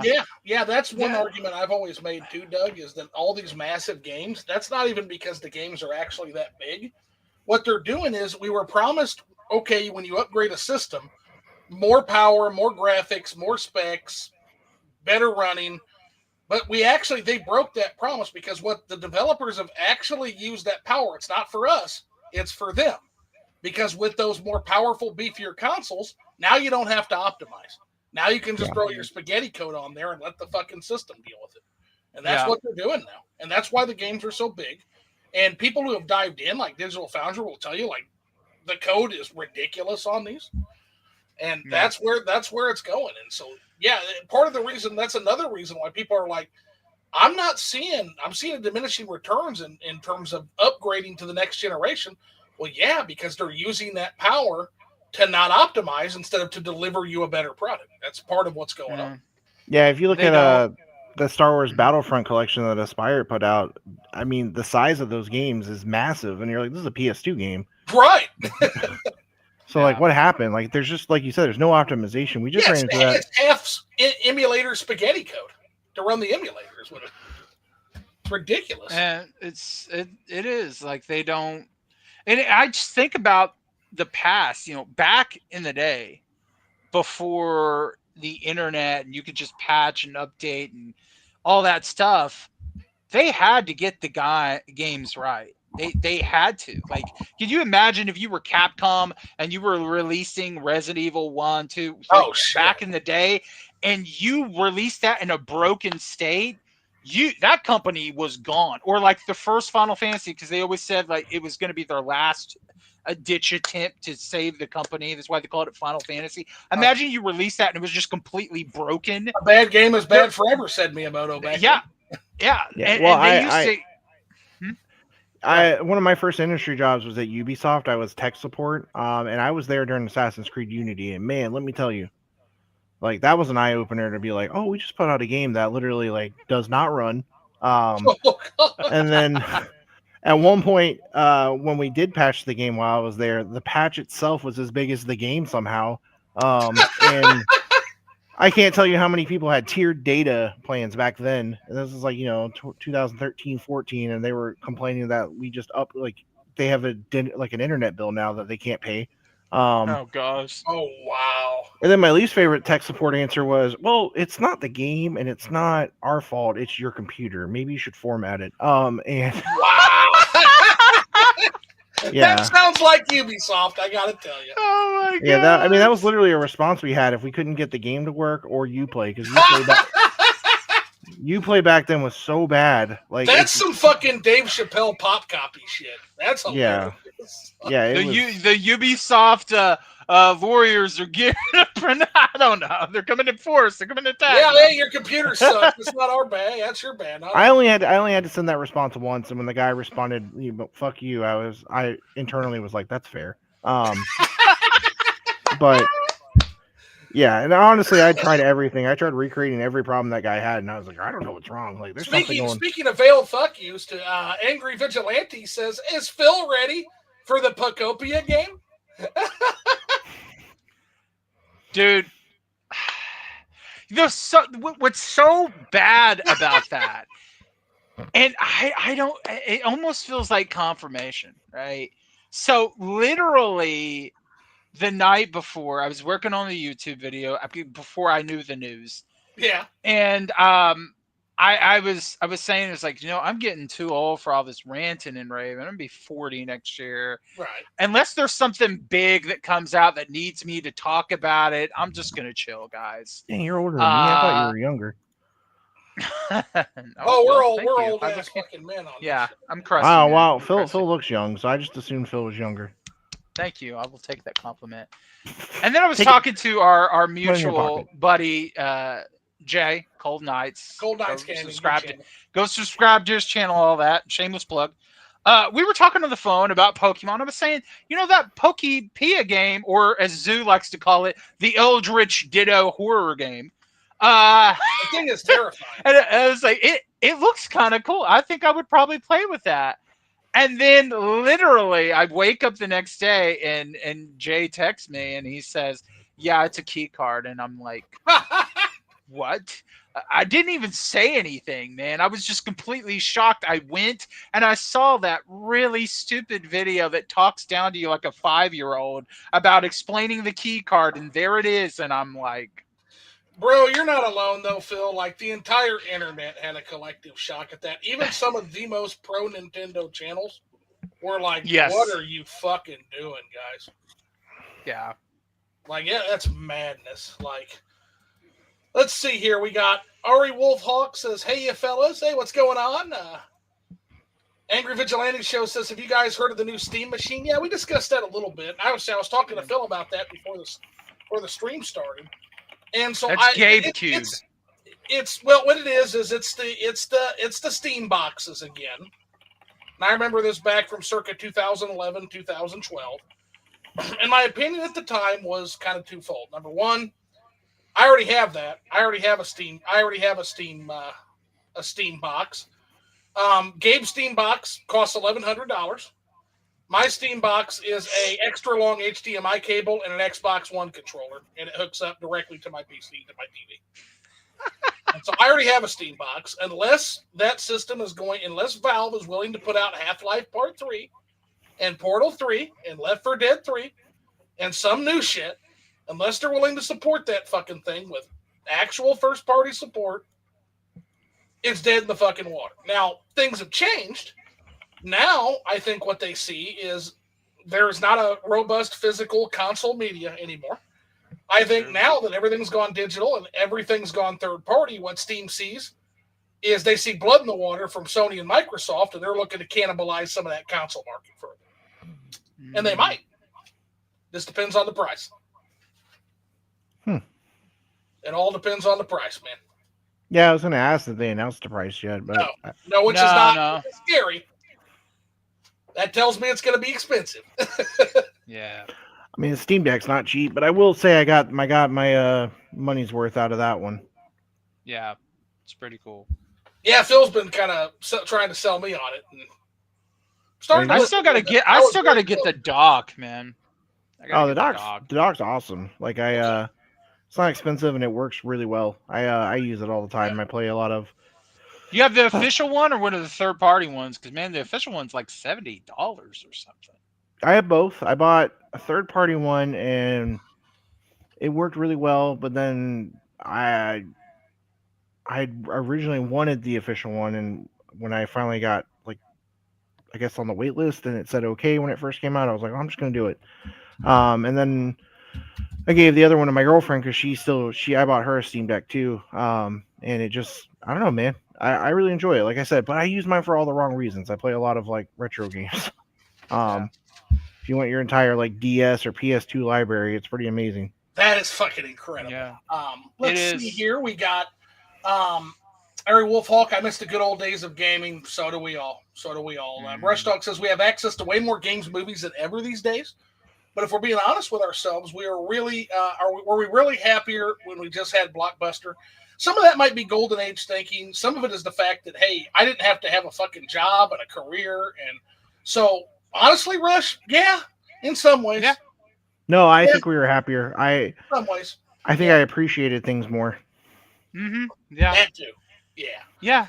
Uh, Because let's it was the just it's like the movie experience going into a movie theater, getting the popcorn, sitting down, watching the film, walking into the Blockbuster, seeing all the cool video games and the movies there, talking to the employees about what you're excited about.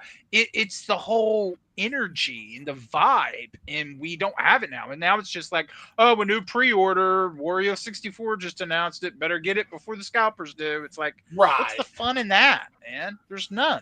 So Rush Dog says key industry players are really pushing game key cards. It feels strategic and intentional that Pacopia is being released on a key card. 100% Rush. Yeah. Then he says, no billionaire actually wants to live on Mars. Would you live in Antarctica? Because Antarctica is a paradise compared to Mars with its breathable air, water, and animal life. Yeah, I mean, that's just a joke that Elephant Graveyard makes about his failed simulacrum efforts. Basically, he was trying to escape the bullies, and so he wanted to get to Mars. It's kind of a half joke. Well, I wouldn't live in Mars, but I will live on the moon because it's made of cheese. I just need a lot of crackers and I'll be good. Rush Dog says, leave the multi-billion-dollar company alone, Phil. Real talk. Defending the company makes sense when you consider that many people have made being a gamer core to their personality, which is a whole nother issue.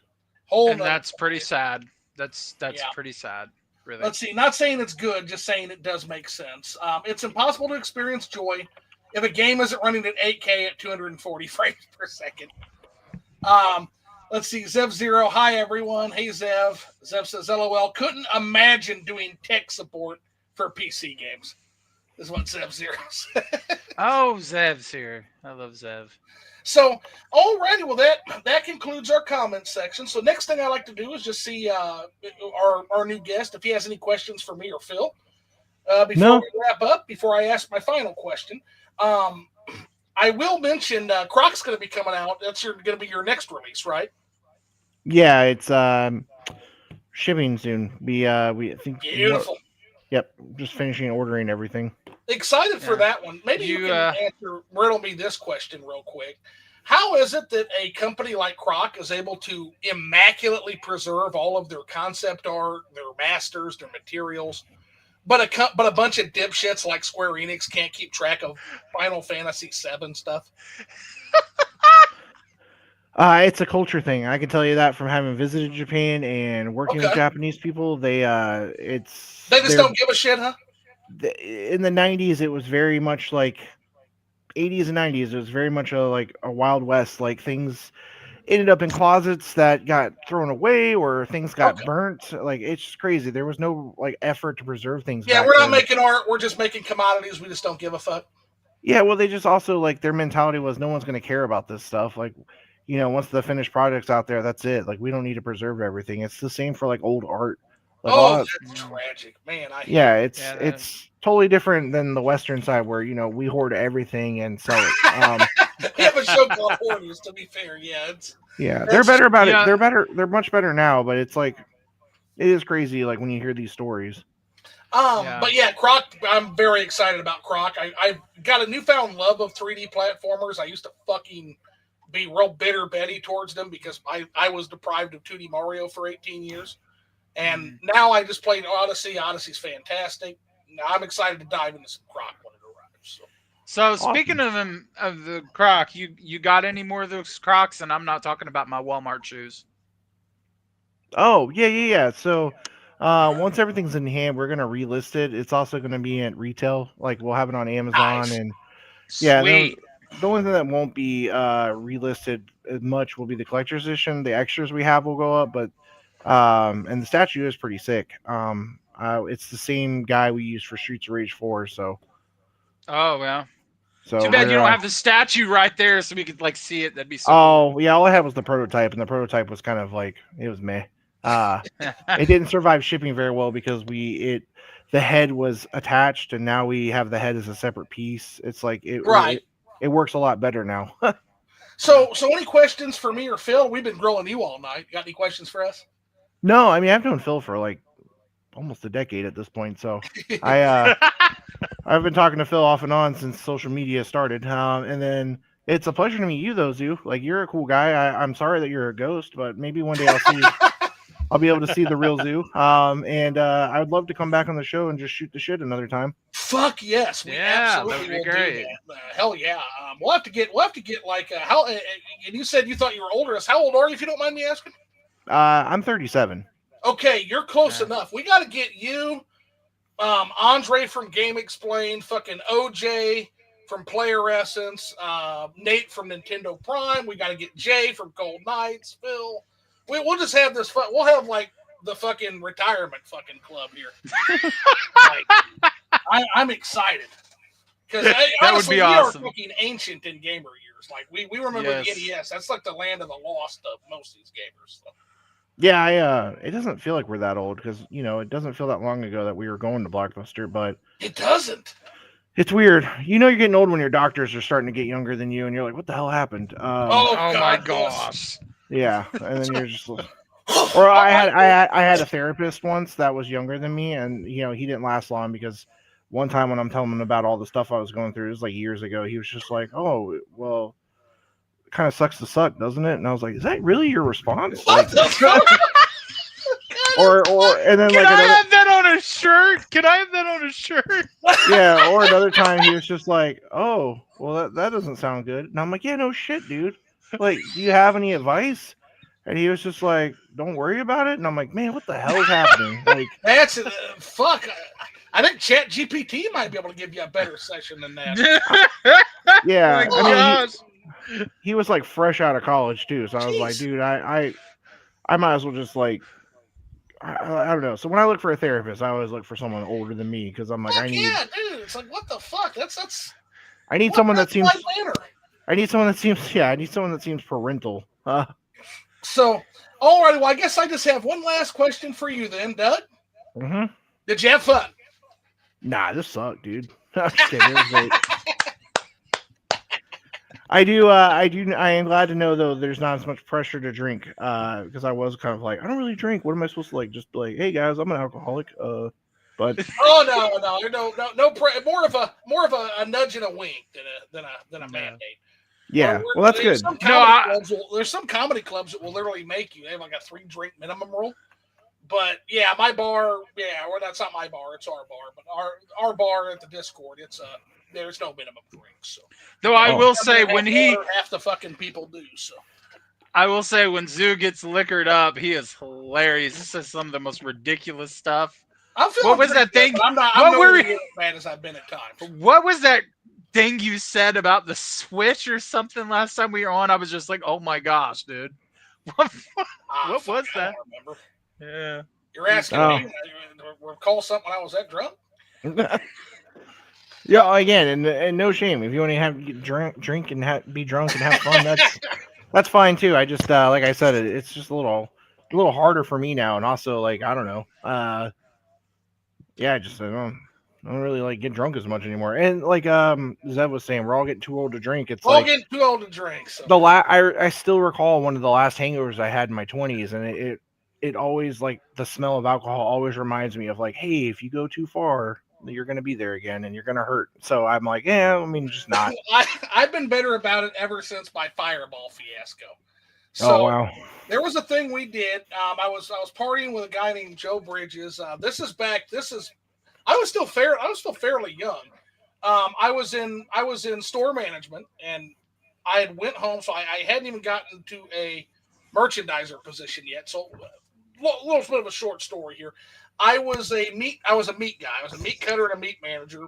Ended up being a store manager while I was working my way through college, through business college. And we went back, and this is after we got off work. We went and saw. It was the new Mad Max Fury Road. We went and saw that. And then we got 2 handles of Fireball. We got the like Michelina's buffalo chicken pizza pockets. We got like the spaghetti that was like the frozen spaghetti and meatballs meal. And we put on a fucking power hour. Now, a power hour, for those that are uninitiated, is that there's a song that plays, and then every minute there'll be something that says shot, shot, shot that interrupts the song and switches to a new song, and then you take a shot. And we were doing that. I probably downed what was probably, it wasn't because I would have been dead, but it feels like I downed a whole handle of Fireball that night. And literally woke up in my bed. I ruined the bed. We'll just put it that way with my vomit. It was that bad. Oh, so gosh. That was I literally laid in that bed in that state until like 7 p.m. that next day. And I told myself at that point, I'm done with this. I think it was New Year's 2012 to 2013. I drank a whole bottle of Sailor Jerry's, and that was like the last time I ever got that drunk. I was like, I'm good. I don't want to do this anymore. Phil, you got one? Well, when I was in high school, I remember that I had some people over, and they were like daring me to try like straight Everclear, and I was like, okay. And I took a big swig at it, and I was like, this isn't bad, y'all. What are you talking about? And they're like, they sit there for a second, and they're like, breathe. I'm like, what? Take a big breath. And I was like, what is it? I'm like, ah! It was like, does it burn down from your mouth all the way to your bone? And I was like, yes. It was like, and they were busting out laughing. Oh my God. All righty. Well, that's going to do it here for tonight, guys. Doug, thanks for coming on. Phil, as always, thanks for coming on. We'll definitely do this again sometime. To everybody who came out, hey, thanks for coming out.